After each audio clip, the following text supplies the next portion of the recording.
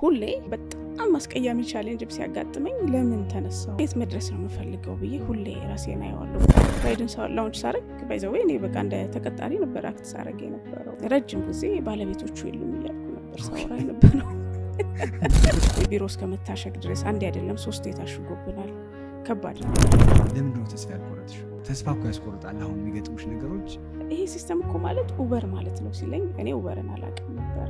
የማን ሬዲዮሽ ነው በጣም ይሰማዋል። ሰይፍሻ በጣም ባለውለታዬ ነው። አስታውሳለሁ ቢሮዬ ተዘርፎ ነበረ። ቢሮዬ የሚገርም አዳዲስ እቃ አለ፣ ግን የተወሰደብኝ እቃ እንዴ የምሰራበት ላፕቶፕ፣ ሃርድ ዲስክ፣ ብዙ ነገር ተጎድቼ የሆነ ስቴፕ ሄጃለሁ። አሁን ወደኋላ አልመለስም፣ ወደፊት ነው እንጂ በቃ ምንም አማራጭ የለም። ወደፊት መግፋት ነው።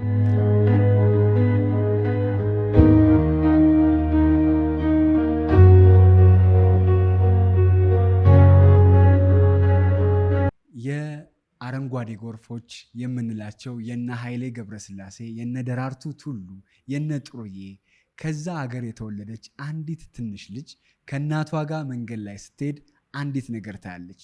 ትንሿ ልጅ የምትፈልገው ህልሟ ቤተሰቦቿ የሚያስቀምጡባት እሷም ደግሞ የምታለመው ሐኪም መሆን ነበር። እስከዛች ሞሜንት ድረስ ከእናቷ ጋር የሄደች አንድ ነገር ታያለች። እናቷን ደግሞ ትጠይቃለች፣ እናቴ ይሄ ነገር ምንድን ነው? እናትየውም አላወቁም ነበር። ወንድሟ ጋር ደውላ ትጠይቃለች። ወንድሟም ደግሞ ኮምፒውተር መሆኑን ያስረዳታል። ያየችው ነገር ኮምፒውተር ነው። ከዛ ጊዜ ጀምሮ በኮምፒውተር ፍቅር ወደቀች። ሕክምና የሚባለውን ነገር ተወች። ሶፍትዌር ኢንጂነሪንግ ተማረች። የመጀመሪያ ፈጠራዋን በ6,000 ብር ሸጠች። በ40,000 ብር ካፒታል ደግሞ ሃይብሪድ ዲዛይን ብላ የራሷን ፒኤልሲ ድርጅት አቋቋመች። ይቺ ድንቅ ሴት ከ120,000 ሰው በላይ የስራ ዕድል የፈጠረች፣ በቢቢሲ ላይ ደግሞ 100 ሴት ተጽዕኖ ፈጣሪዎች የሚል እውቅና የተሰጣት፣ ለበርካቶች የህይወት መለወጥ ምክንያት የሆነች የሃይብሪድ ዲዛይን ኮፋውንደር እና የራይድ መስራችና ዋና ስራ አስፈጻሚ ወይዘሮ ሳምራዊት ፍቅሩ ከኔ ጋር ናት። የሚገርም ቆይታ ይኖረናል። ተከታተሉን፣ ታተርፋላችሁ። ወይዘሮ ሳምራዊት እንኳን ደህና መጣሽ። አልም ከስቱዲዮ ወጥቼ ስለሆነ እንኳን ደህና መጣሁ። እንኳን ደህና መጣችሁ። እንኳን ደህና መጣ ያሬድ። ከረጅም ጊዜ በኋላ ስላገኝሽ አይ አም ቬሪ ኤክሳይትድ። የእውነት ደስ ብሎኛል እና ብዙ እንትኖችሽን እያየሁኝ ሁሌ ይገርመኛል ያንቺ ነገር በነገራችን ላይ እና ከ120,000 ሰው በላይ የስራ ዕድል ተፈጥሯል። ከ120,000 ሰው በላይ የስራ ዕድል መፈጠር ማለት አንድ ሰው አንድ አይደለም። ስለዚህ ከኢኮኖሚው አንጻር ሳምሪ እንዴት ታየዋለች? እስኪ ከሱን ጀምር። ቴንኪዩ፣ በጣም አመሰግናለሁ ስለመጣችሁ። ኢኮኖሚው ላይ ያው ብዙ ጊዜ ራይድ ሲባል በቃ የትራንስፖርት ችግር ፈታ ወይንም ደግሞ አትሊስት ኦን ዲማንድ ቤዚስ ሰው በፈለገበት ሰዓት ኤኒ ታይም ትራንስፖርት አቬለብል ወይንም ደግሞ እንዲገኝ አድርጓል ተብሎ ነው የሚታሰበው። ኢኮኖሚክ ኢምፓክቱ በጣም ትልቅ ነው፣ ግን ያልታየው ነገር እሱ ነው። እነኚህ ስራ የተፈጠረላቸው ወጣቶች በቤታቸው ሚኒመም 6 ሰው ያስተዳድራሉ። እንግዲህ በቁጥሩ ስታባዛው በጣም ብዙ ሺህ ሰው ነው ማለት ነው ራይድ እየረዳ ያለው። እሱ ብቻ ሳይሆን ከ250 ቢሊዮን ብር በላይ እንዲህ ሪሶርስ ቁጭ ያለ ነበረ ቤት ውስጥ የተቀመጠ፣ ወይ ደግሞ ከቤት ቢሮ ልጆችን ወደ ትምህርት ቤት ማድረሻ የነበረ ሪሶርስ ወደ ኢኮኖሚው አስገባ ነው እና መንግስትም ትልቅ ታክስ እንዲያገኝ አደረግን። እንዲሁም ደግሞ የስራ እድል ተፈጥሮበት ሰውም የተሻለ ህይወት እንዲኖር ማድረግ ተችሏል። እንዲሁም ደግሞ ሪሶርስ ያለው ሰው፣ መኪና ያለው ሰው ለሌላ ወጣት የስራ እድል እንዲፈጠር አድርጎታል ማለት ነው። ኢኮኖሚ ላይ በጣም ትልቅ ኢምፓክት ነው ያመጣው። በነምበር ስታየው ቢሊየንስ ነው ተጽዕኖ መፍጠር የቻለው እና በዛ እኛ በጣም ደስተኛ ነን። ቢካዝ በቅርብ አሽከርካሪዎቻችንም ስለምናናገር በፊት አንዳንዱ እንደውም መስሪያ ቤት እየሰራም የሚሰራ አለ ፓርታይም። በፊት መስሪያ ቤት ቢሮ ይሰራለሁ፣ ስወጣ ብር ማጥፋት ነው በቃ። ከስዝናና ምንስል ብር አጠፋለሁ። አሁን ወጥቼ ስራ ነው የምሰራው፣ ሞር ኢንካም የማገኝበት ላይ ነው ታይሜን ኢንቨስት የማደርገው እና ያ ሲሆን ደሞዝ ያለ ሲደመር ከራይድ የማገኘው አሁን በጣም ዲሰንት የሆነ ህይወት ነው የምኖረው የሚልም አለ። አንዳንዱ ደግሞ በቃ ስራ ጥቼ ቤት ቁጭዬ ነበር፣ ተመርቄ ግራጁዌት አድርጌ በኢንጂነሪንግ ሌቭል ተምረው ቁጭ ያሉ ሰርተው ሌላ ስራ እስኪያገኙ ድረስ እዚህ ገብተው ትልቅ ኢንካም እያገኙ ቤተሰቦቻቸውም ደስተኛ ናቸው በዚህ ማለት ነው እና ያንን ኢምፓክት መፍጠር ችለናል። ፓርታይም የሚባለው ስራ ወዲያው ሰርተ ወዲያው ካሽ የምታገኝበት ስራ የትኛው ስራ ነው? አሁን እኔ ስታርታፕ ሆኜ አስታውሳለሁ ምንም እንደዚህ አይነት እድል የሚሰጠኝ አልነበረም። ወዲያው ሰርቼ ወዲያው ካሽ የማገኝበት ነገር የለም ነበረ። ሲስተም ነበር ዴቨሎፕ ማድረገው ሰራለው። ምናልባት ከ6 ወር በኋላ ነው የሚከፈለኝ ወይ ከ1 ዓመት በኋላ ነው የሚከፈለኝ። ያን ሁሉ ጊዜ በቃ ወይ በተለያየ ኢንካሞች ትንሽ ስራዎች በመስራት ነበር። እሱም 1 ወር 2 ወር ቆይቶ ነበር የሚከፈለኝ ማለት ነው። ዛሬ በቃ ራይድን ሰርቼ አሁን ካሽ አግኝቼ እንዲያደርገዋለሁ ኢንቨስት አደርጋለሁ አይዲያል የሚለው ኦፖርቹኒቲ አልነበረም። ረጅም ጊዜ ፈጅቶ ነበር። አሁን ግን ኦኬ ወዲያው ካሽ ማገኝበት ምንድነው ተብሎ አንድ ወጣት ሲያስብ ራይድ ሰርቶ ወዲያው አንድ ትሪፕ ሲጨርስ ካሽ ይቀበላል። ሁለተኛ ትሪፕ ሲጨርስ ካሽ ኪስ ውስጥ እየገባ ነው የሚሄደውና በዛ ብዙዎቹ ሪተርኑ ፋስት ስለሆነ በጣም ደስተኞች ናቸው። ደግሞ ዲሰንት የሆነ ኢንካም ነው የሚያገኙት። የሚገርመው አሁን በዚህ በራይድ ስራ ላይ ብዙ ሰዎች የሆነ አይነት ዲስራፕቲንግ የሆነ አይነት የስራ አይነት ያልነበረ ዝም ብሎ ተቀምጦ የነበረ ወደ ስራ እንዲገባ የተደረገ ነው እና አንድ ሀገር እንድትለወጥ ከተፈለገ አንድ የሳምሪ አይነት ሰው እንዲህ አይነት ኢምፓክት ከፈጠረ በጣም በአጭር ጊዜ ሀገር ሊለወጥ ይችላል ማለት ነው። ይህም በሚመስሉ ስራዎች ላይ አይደለ? እውነት ምንም ጥርጣሬ የለኝም። እኛ ስንጀምረው የስራ እድል እንደሚፈጥር እናውቃለን፣ ህይወትም እንደሚቀይር እናውቅ ነበረ። ሆነስትሊ ስፒኪንግ ይህን ያህል በጣም ብዙ ሺህ ሰው አላሰብንም ነበረ። ግን ላይክ 6 ወር አካባቢ ስራውን በደንብ እየሞቀ ሲመጣ ስናይ በእርግጠኝነት በጣም ብዙ ሺህ ስራ እድል እንፈጥራለን የሚለውን ማየት ይቻላል ማለት ነው። እና አንድ ነገር አንድ አይዲያ መጥቶ ፕራክቲስ ከተደረገ በኋላ ማለት መሬት ላይ ወርዶ ከተሰራበት በኋላ ዩል ሲት ምን ያህል የስራ እድል እንደሚፈጥር ማለት ነው። እና ሳምራዊት ብቻ አይደለችም፣ በጣም ብዙ ወጣቶች አሉ ብዙ ስራ እድል መፍጠር የሚችሉ ራሳቸውን መለወጥ የሚችሉ ለሀገራቸው ኮንትሪቢዩት ማድረግ የሚችሉ ማለት ነው። የኛ ሀገር ደግሞ ካልቸራችንም የተለየ ነው፣ ባህሪያችንም የተለየ ነው። ለእኛ ሶሉሽን ማምጣት የምንችለው እኛው ራሳችንን ነው ብዬ ነው የማምነው። ምክንያቱም አሁን የውጭ ቢዝነስ ብዙ ጊዜ ኤክስፓንድ ሲያደርጉ ገብተው ካልቸር ነው መጀመሪያ የሚያጠኑት። የዛ ሀገር ካልቸር ምን ይመስላል ተብሎ ይጠናና ከዛ የሚሰሩትን ሰርቪስ ወይ ፕሮዳክት ላውንች ያደርጋሉ። የዛ ሀገር ሰው እንዲጠቀሙ ለማድረግ ይሄዳሉ። የኛ አይተከው ከሆነ በጣም ረጅም ጊዜ ይፈጃል። የውጭ ፕሮዳክት መጥቶ ኮንሱም ለመደረግ ወይ ሰርቪስ ኮንሱም ለመደረግ ጊዜ ይፈጃል፣ የተለመደ ነገር ካልሆነ ማለት ነው። ስለዚህ የኛው ሰው ግን የኛን ካልቸር ስለሚያውቅ አዲስ ነገር ይዞ ከመጣ ተወሰነ ወራት ይፈጃል።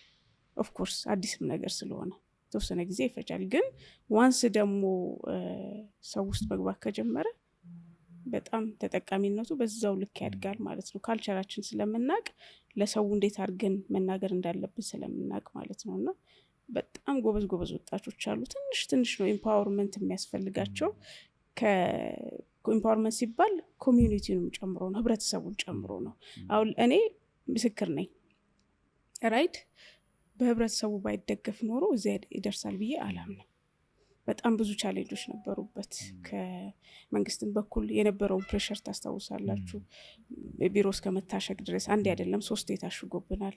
ከባድ ነበር። ምክንያቱም ለእኛ እንደ ስታርታፕ እንግዲህ ስትራግል እንዴት አድርገን እንደመጣን እናውቀዋለን። ደሞዜን አጠራቅሜ ነው ይህን ድርጅት የከፈትኩትኝ።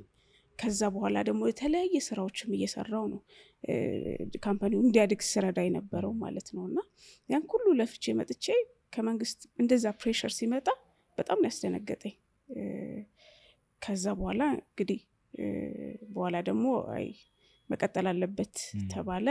ህብረተሰቡ ደግሞ በጣም ነው የተረባረበው፣ ድጋፍ ነበር።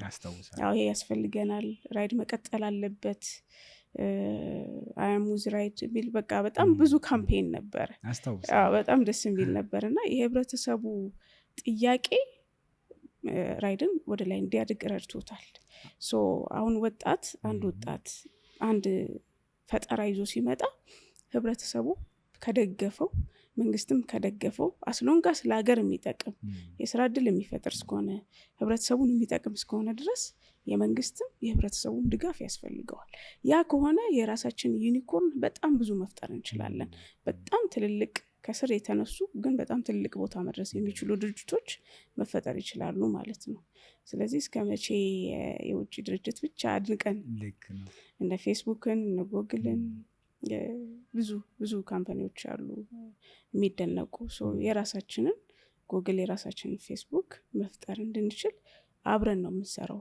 አንዱ ስታርታፑ ብቻውን ሳይሆን ህብረተሰቡ መንግስት የሚያስፈልገዋል። አብረን ነው ማደግ ያለብን። እኛ ስልጠናዎች እንሰጣለን፣ የፐርሰናል ዴቨሎፕመንት፣ የቢዝነስ ምናምንና ብዙ ጊዜ የምናነሳው የነበረው ማርክ ዙከንበርግ፣ ቢል ጌት፣ ዋረን ቡፌት እነሱ ስናስተምር የምናነሳቸው እነሱን ነበር እና አሁን እነሱ ማንሳት አይጠበቅብንም።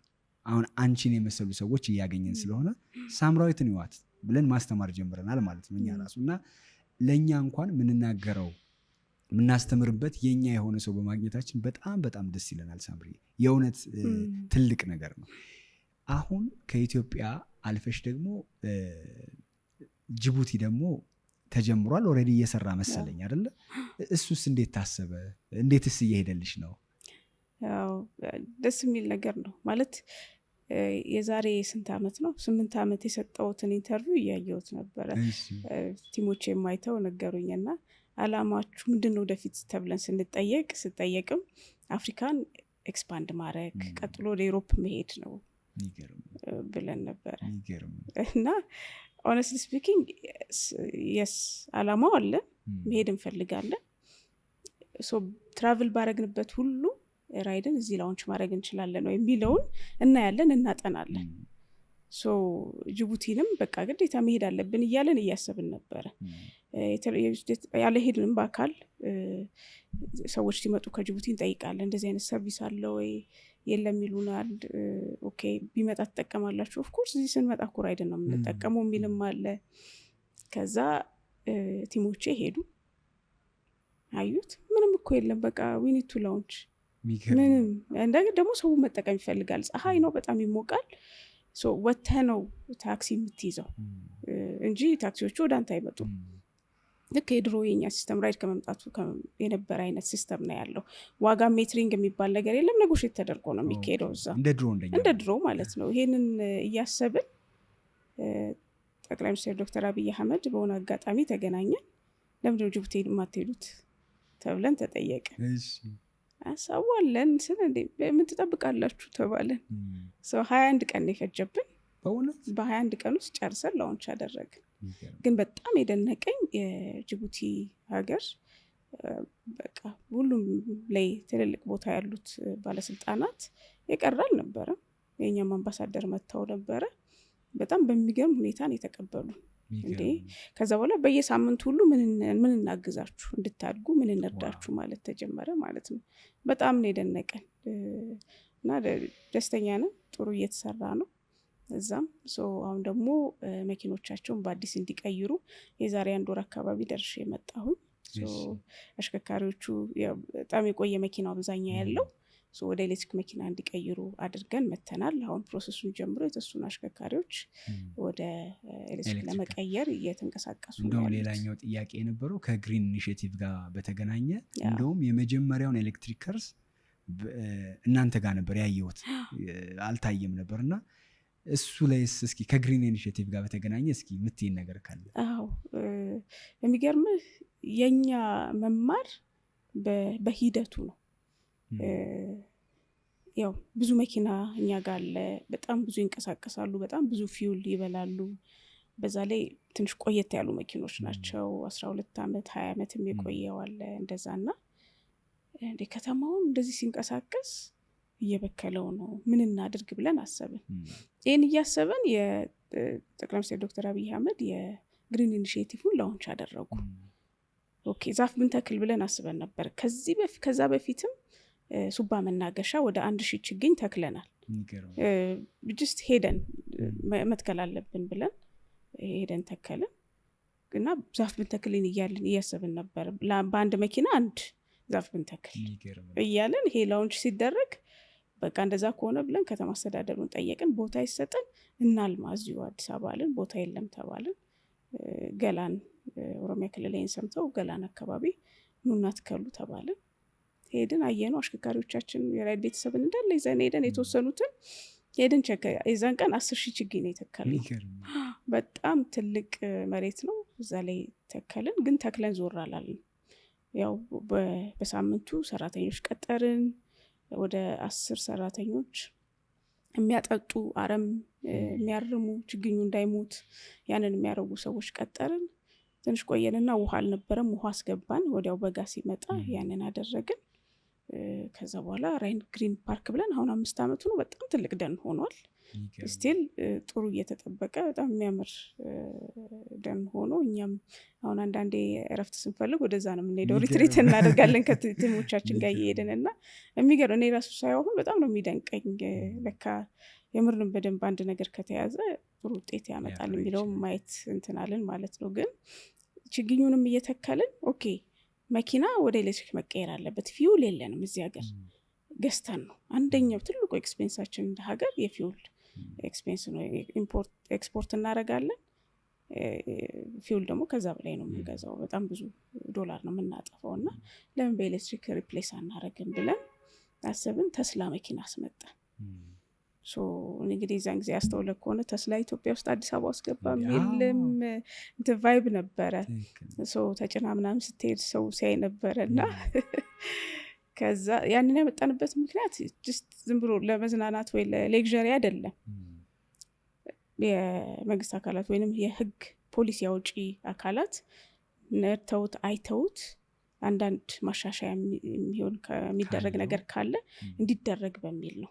እኛ ደግሞ ምን አንደርስታንድ ማድረግ ከፈለግን ይሄ መኪና ሲመጣ ጉምሩክ ምን ይላል፣ ታርጋ የሚሰጠው አካል ምን ይላል የሚለውን ፕሮሰስ ሁሉ አንደርስታንድ ማድረግ ፈለግን።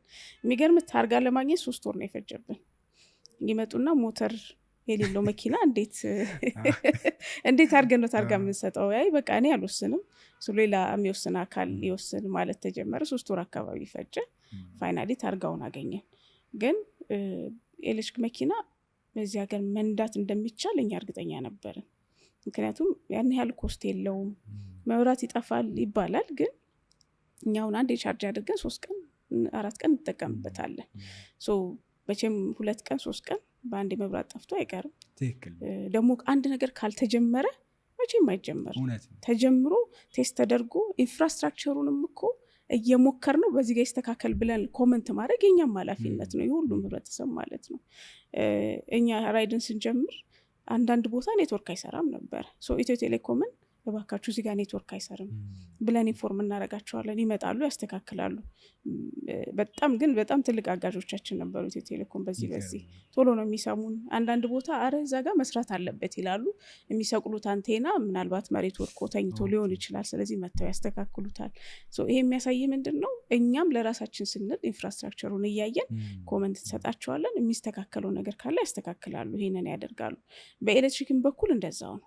በፓወርም በኩል አሁን ኤሌክትሪክ መኪና በበዛ ቁጥር የኢፒ ፓወር ስቴሽኖቹ የኤሌክትሪክ ፓወር ፕሮቫይደሩ እዚህ ቦታ ችግር አለ ሲባል እየሰራ እያስተካከለ ይመጣል ማለት ነው። ስለዚህ ይሄ ካልሆነ ደግሞ ዩዝ ኬስ ካልሰጠናችሁ በቃ ባለበት ነው የሚሄደው ሁሌ። ስለዚህ መጥቶ መስራት ይቻላል የሚለው እንትናለን። ከዛ በኋላም ታክስ ቢነሳ ጥቅም አለው። ምክንያቱም ለፊውል የሚወጣውን ስለሚቀነስ ብለን ፕሮፖዝ አደረግን። ያንንም አክሴፕታንስ አገኘን። አሁን ጥሩ ነው። ኤሌክትሪክ መኪና አሁን ቢካሚንግ ኖርማል፣ ሁሉም ሰው እየነዳው ነው ያለው። እንደውም ሌላው አይነት የቤንዚል መኪና እየገባም አልመሰለኝም። አይ ይገባል ስቲል፣ ግን አሁን ሰው ኮንፊደንስ እያገኘ ነው በደንብ። ምክንያቱም ቴስት አድርገው እየነዳው ነው። ፊውል ከምንሰለፍ አገርንም ከምንጎዳ ፊውል እየገዛን በኤሌክትሪኩ መጠቀም አዲስ ነገር መሞከር ትወጃለሽ? ለምን መሰለሽ ይሄን ያልኩት፣ ራይድ ራሱ ልክ እንዲህ አይነት ነገር ገጥሞሽ እንደነበረ ከዚህ በፊት ሰምቻለሁ። በምን ላይሰንስ ለማውጣት በምን ላይሰንስ እንደሚሰጡሽ ሁሉ ተቸግረው ነበር አይደለም? ምንድን አዲስ ነገር ሞክሪ ይልሻል? ሆነስትሊ ስፒኪንግ አዎ፣ ማለት አዲስ ነገር እኔ መሞከር ደስ ይለኛል። ዝም ብሎ ለመጋጨት አይደለም። እርግጠኛ የሆንኩበትን ነገር ኢምፓክት ያመጣል ብዬ ካሰብኩኝ ወደኋላ አለ እሰራለሁ፣ እሞክራለሁ፣ አስረዳለሁ። ዝም ብሎ ካልሆነ ብዬ ድርቅ አልልም። ግን ያለውንም ሁኔታ እነሱ ጋር ያለውን ሚነካውን አካል ስለ እነሱ አንደርስታንድ ለማድረግ በደንብ አነባለሁ። ከዛ በኋላ ይሄንን እንዴት አድርገን ፖሊሲ የሚያስፈልገው ከሆነ ፖሊሲ እንዴት ብሎ ይውጣለት የሚለው ነው ፕሮፖዝ አደርጋለሁ እኔ በገባኝ ልክ። ከእነሱ ደግሞ የሴክተሩ ባለቤት ናቸው፣ የተሻለ እውቀት ይኖራቸዋል አላቸው። ስለዚህ እንዴት ፊውዝ እንደሚያደርጉት አንደርስታንድ ያደርጋሉ ማለት ነው። እና ዋናው ግን ለህብረተሰብ ጥሩ ኢምፓክት ያምጣ እንጂ እንደዛ ካመንኩበት አልቆምም፣ እጋፋለሁ በደንብ። ይሄኛውን ፓተርን ከየት እንዳመጣሹ ማየት እንድንችል እስኪ ወደ ልጅነትሽ እንምጣ ሳምሪ። ምን አይነት ልጅነት ነበረሽ? ለምን መሰለሽ እንደዚህ ነው። አንዴ ያስታውሳለሁ ስለ ራይድ ምንም ሳላውቅ ሚዲያ ላይ ወጥተሽ ይሄ ነገር ህዝብ የሚጠቅም ነገር ስለሆነ ማንም አያስቆመንም ብለሽ ስትናገር ያስታውሳለሁ። እና ይሄ ምንድን ትጋት ወይም ብርታት፣ ጥንካሬ ምናምን ከአስተዳደርሽ ጋር ሊሄድ የሚችል ነገር ካለው እስኪ ስለ ልጅነት ምን አይነት ልጅ ነበርሽ? ትንሿ ሳምሪ ምን አይነት ልጅ? እኔ እንግዲህ ራሴን የማስታውሰው አንድ ነገር ከፈለግኩኝ አላቆም፣ ልጅም ሆኜ ማለት ነው። አባቴን እጄ ያናገራለሁ፣ እናቴን ያናገራለሁ፣ ወንድሞቼን፣ እህቶቼን በቃ ያን ነገር እስኪቀበሉኝ ድረስ አላቆም። ይሄን ነገር አይቻለሁኝ። አሁን ካደግኩ በኋላ ነው በደንብ ማስተዋል የጀመርኩት።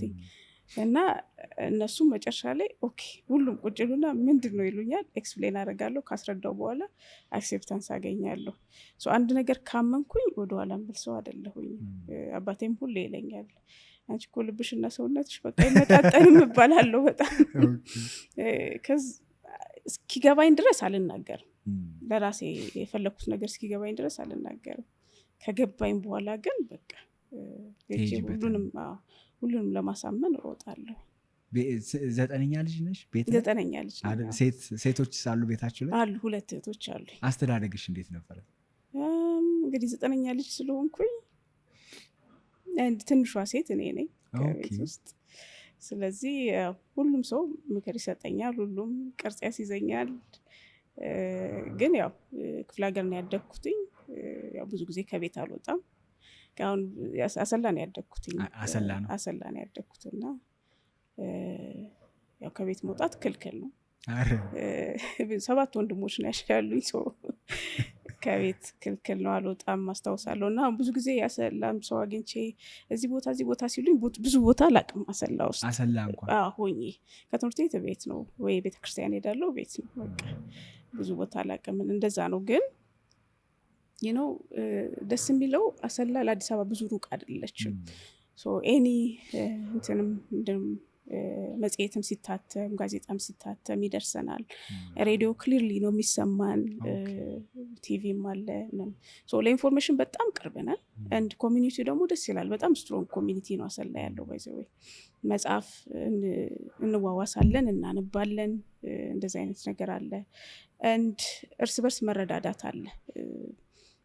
አንድ ሰው ያላወቀው ነገር ካለ ሌላኛው መጥቶ የሚያስረዳ አለ። አስተማሪዎቻችን እንተዋወቃለን በደንብ። ዛሬ ምን ሆነሻል፣ ደክመሻል፣ እንዲህ አይነት ነገር አልገባሽም ወይ ዛሬ? እቤቴ ድረስ የሚመጡ አስተማሪዎችም ነበሩ። ያስረዱናል፣ ያስረዱኛል። እንዲህ አይነት ነበር። ትንሽ ስለሆነ ኮሚኒቲው በጣም እንረዳዳ ነበረ እና አይ ቲንክ ያ መሆኑ በጣም ጠቅሞናል። ሁሉም ሰው ኬር ያደርጋል እዛ። ደስ የሚለው ጎረቤትም ለጎረቤት ልጅ ኬር ያደርጋል። ጥፋት አይቀበሉም። ሁሉ በትክክለኛው መስመር ለማስኬድ ሁሉም የራሱን ኮንትሪቢዩት ያደርጋል እና ደስ የሚል ኮሚኒቲ ውስጥ ነው ያደግኩትኝ። እግዚአብሔር ይመስገን። የኛ ሰፈር ደግሞ የአስተማሪዎች ሰፈር የሚባል ነበረ። ስለዚህ ሁሉም አስተማሪ ኦልሞስት እዛው አካባቢ ነው የሚኖረው እና ለትምህርትም ቅርብ እንድትሆኝ ያደርጋል በደንብ። ምንም ጥያቄ የለም። በጣም እናከብራቸዋለን፣ እንወዳቸዋለን አስተማሪዎቻችን። ስለዚህ ስርዓታችን ይዘን ነበር ያደግነው። በጣም ደስ የመጀመሪያ እንግዲህ ከዛ በኋላ ሐኪም ነበር ልትሆኝ የምታስበው የነበረው። እስኪ ስለሱ አጋጣሚ እናንሳ። ሐኪም ያው እኛ ጋም ሲኒየሮቻችን ተመርቀው ሲመጡ ሲቪል ኢንጂኒየር፣ ኤሌክትሪካል ኢንጂኒየር ሜዲካል ዶክተር በብዛት እነኝን ፕሮፌሽኖች ናቸው። ሶ የእኛ አሰላ ሄደው ዩኒቨርሲቲ ሲመለሱ ክረምት ላይ እኛን ማጠናከሪያ ትምህርት ያስተምሩን ነበር። ስለዚህ እንደንትና ዶክተር ነው የምንሆነው እንደንትና እንል ነበረ። ሶ እኔም ዶክተር መሆን ፈልግ ነበር። ሶ ቢካዝ እነሱንም እያየውኝ ኤንድ ኦልሶ ዶክተርነት እናቴም ሆስፒታል ትሰራ ነበረ። ሁሌ ስትነግረን እሰማ ነበረ። ያም ተጽዕኖ ነበረ። ስለዚህ በቃ ሜዲካል ዶክተር ሆናለሁ ብዬ ወሰንኩኝ ማለት ነው። ሰው መርዳት ፈልጋለሁ፣ ማከም ፈልጋለሁ። ቤተሰቦችም ሲታመሙ እኔ ነኝ የማክሙ እል ነበረ። ግን ልክ 12ኛ ኤግዛም ከተፈተንኩ በኋላ ሌላ ታምር ተፈጠረ ማለት ነው። ኮምፒውተር የሚባል ነገር አላውቅም ነበረ። የዛ መጽሐፍ እንኳን እንደ ልብ ማግኘት ከባድ ነው። ወይዘው ሰላ የተማርንበት ከባድ ነው። እኔ ያስታውሳለሁ 9ኛ ክፍል ሆኜ ኬሚስትሪ በጣም ከብዶኝ ነበረ እና እንዴት ነው ማሻሻል የምችለው ብዬ ኤክስትራ መጽሐፎች ፈለግኩ፣ ማግኘት አልቻልኩም። ከዛ ወክስ አረግ ሜጋ መጽሐፍት መሸጫ አለ ስሄድ ማለት ነው ከአባቴ ጋር ፖስታ ቤት አለ። ፖስታ ቤት አለ። እዛ ስንመላለስ ፖስታ ከአባቴ ጋር እኔ እና እሱ ነን ሄደን የምናመጣውና አየሁኝና ገባን። መጽሐፍት ቤት እዛ እንሂድ ብዬው ይቺ መጽሐፍ ባባ ግዛልኝ ያልኩት የኬሚስትሪ መጽሐፍ ነው። ተገዛልኝ። ከዛ በኋላ በቃ ኬሚስትሪ በደንብ ውጤት ማምጣት ጀመርኩኝ። በጣም የሚገርም ያቺ መጽሐፍ በጣም ለወጠችኝ እና ብዙ ነገር የለም፣ ብዙ ሪሶርስ የለም። ኮምፒውተር አታስቡ የለም ነበር፣ ጭራሽ የለም ነበር። 12ኛ ክፍል ከጨረስኩ በኋላ አንድ ልጅ ያሰላ ልጅ ነው እዚህ መጥቶ ኮምፒውተር ሳይንስ ተምሮ እዛ ተመልሶ ትሬኒንግ ሴንተር ከፍቷል። ከእናቴ ጋር ወክስ አረግ ነው ይሄን እሷ ከሰው ጋር እያወራች ሰላም እየተባባለች አየሁት። ምንድን ነው እሱ በቃ ሁሉም አጎንብሶ ነገር ይጫናል እያየው ነበርና ያው ለወንድሜ የነገርኩት ኮምፒውተር ይባላል ምናምን አለኝ። እኔ ጋር ስትመጪ አሳይሻለሁ አስተምርሻለሁ አለኝ። በጣም ቸኩዬ ነው የመጣሁት ወደ አዲስ አበባ። እሱ እዚህ ነበር እሱ። ከዛ አሳየኝ። በጣም ነው የወደድኩት በቃ። ስለዚህ አይ ካን ዱ ኤኒቲንግ እኮ ማለት ነው። ምንም ነገር ማንበብ እችላለሁ፣ የትኛውንም ሴክተር መንካት እችላለሁ። በጣም በአንድ ሳምንት ውስጥ የሚገርምህ በቃ ኦብሰስድ ብዙ ነገር ነበር ሳነብ የነበረው እና በአንድ ሳምንት ነው በቃ ሀሳቤን ትምህርት ካለ እዚህ ላይ በቀጥል ነው የሚሻለኛል። ህክምናው ተረሳ በቃ ህክምናውን ልቶ እያሰብኩ ነው ስል ደነገጡ። እንዴ ይህን ያህል ዓመት ሙሉ ህክምና ብለሽ እንዴት ነው በአንድ ሳምንት ሀሳብሽን የምትቀየሪው? አይ በቃ ይሄ መሆን የለበትም ብለው ጳውሎስ ሆስፒታል ወሰዱ። ምናልባት ሀሳቧን ከቀየረች ታሪ እዛ ስደርስ የሚገርም ትንሽ አሰቃቂ የሆነ አክሲደንት አየሁኝ። አይ እኔ አልችልም በቃ አልኩ። እንደውም የባሰ ገፋኝ። ከዛ በኋላ በቃ ኮምፒውተር ሳይንስ ነግሮ የነበር ኮምፒውተር ሳይንስ፣ ሶፍትዌር ኢንጂነሪንግ፣ ሃርድዌር ኢንጂነሪንግ የሚባል አለ ብሎ በደንብ ኤክስፕሌን አድርጎልኝ ነበረ።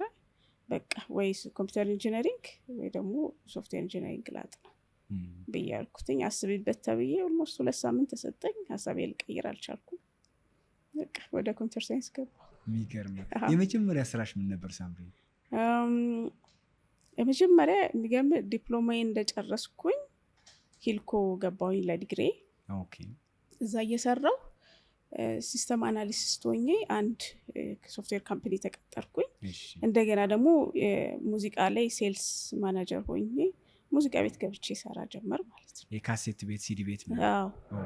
የቪሲዲ ሲዲ ካሴት ቴፕ ካሴት የሚሸጥበት እዛ ገብቼ መስራት ጀመርኩ ማለት ነው።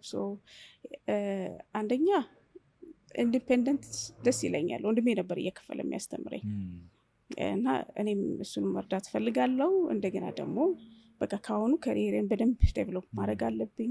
የሚጎለኝ ነገር ነበረ። በጣም ዝምተኛ ልጅ ነበርኩኝ። ብዙ አላወራም፣ በአቅም አልናገርም። ቢካዝ ያው ሴት ልጅ ዝምተኛ ስትሆን ጨዋ ናት ተብሎ ስለሚታሰብ ከቤተሰቦች ክሬዲት ለማግኘት ነው መሰለኝ ብዙ አልናገርም እና በጣም አይናፋር ልጅ ነበርኩኝ።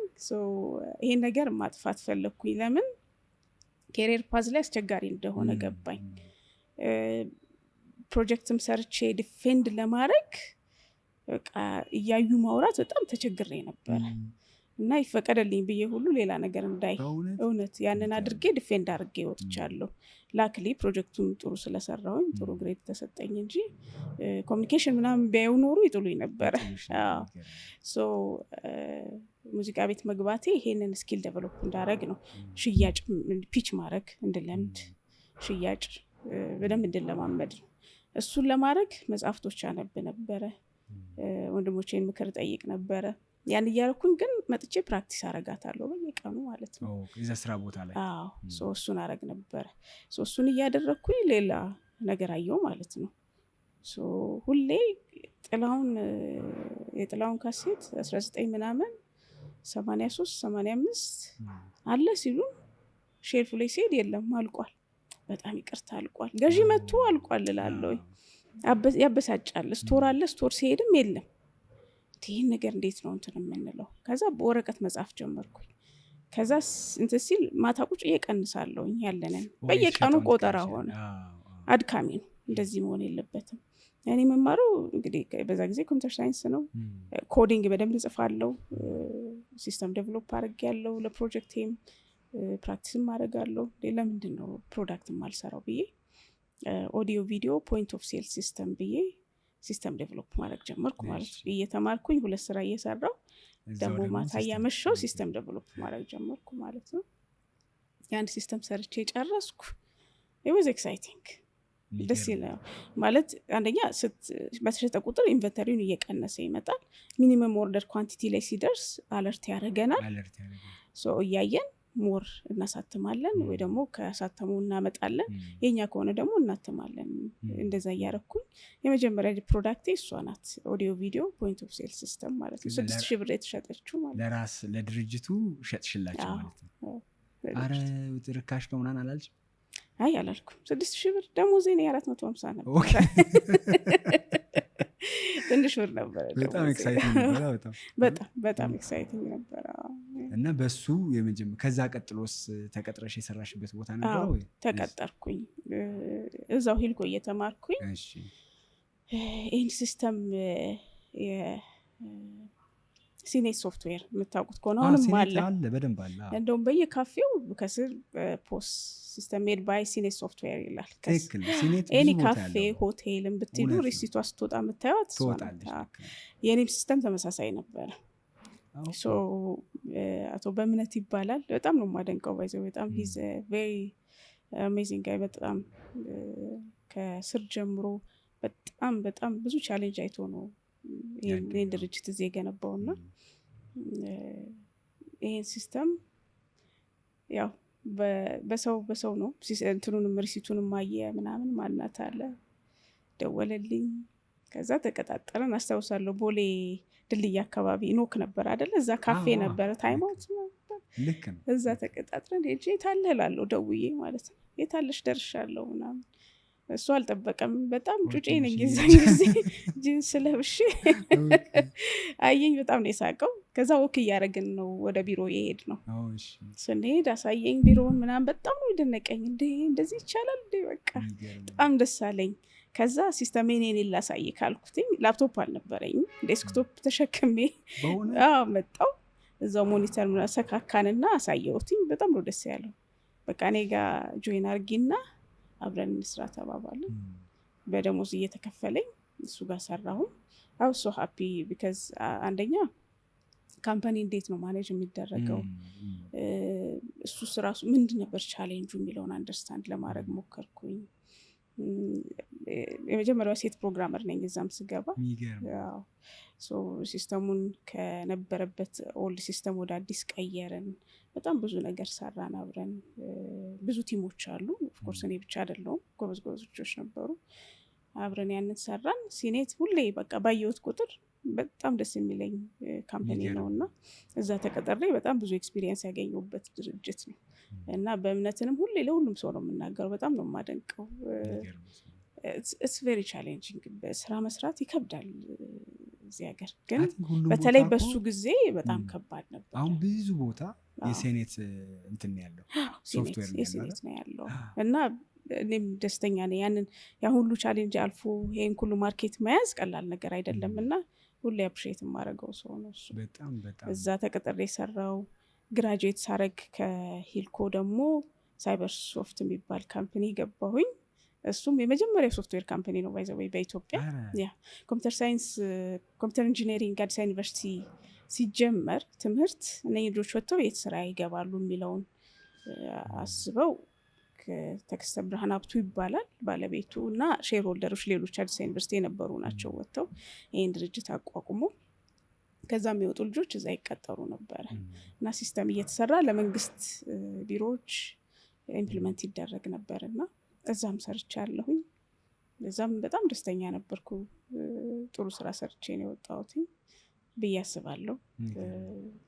ከዛ በኋላ ነው እንግዲህ ወደ ካሜሮን ሀገር የሄድኩት ለ7 ወር። እንዴት አገኘሽ እሱን ስራስ? እንዴት አገኘው? ጥሩ ጥያቄ ነው። የሚገርመህ አንድ ሌላ ሰው እኔ የማውቀው ሰው እዛ ድርጅት ውስጥ ይሰራ ነበረ። ከዛ በቃ ፕሮግራመር እንፈልጋለን ሲኒየር ፕሮግራመር ሲባል እኔን ሪኮመንድ አደረገኝ። ኢንተርቪው ተደረግኩኝ፣ ያለፍኩኝ። ከዛ ካሜሮን ሀገር ሄድን ማለት ነው። የኤስኤምኤስ ሎተሪ ሲስተም ሰርተን እዛ ላውንች ለማድረግ እና ሰክሰስፉሊ ሰርተን ላውንች አድርገን ነው ከዛ በኋላ ወደ ኢትዮጵያ የመጣሁት ተመልሼ ማለት ነው። 7 ወር ብዙ ነበር ለእኔ።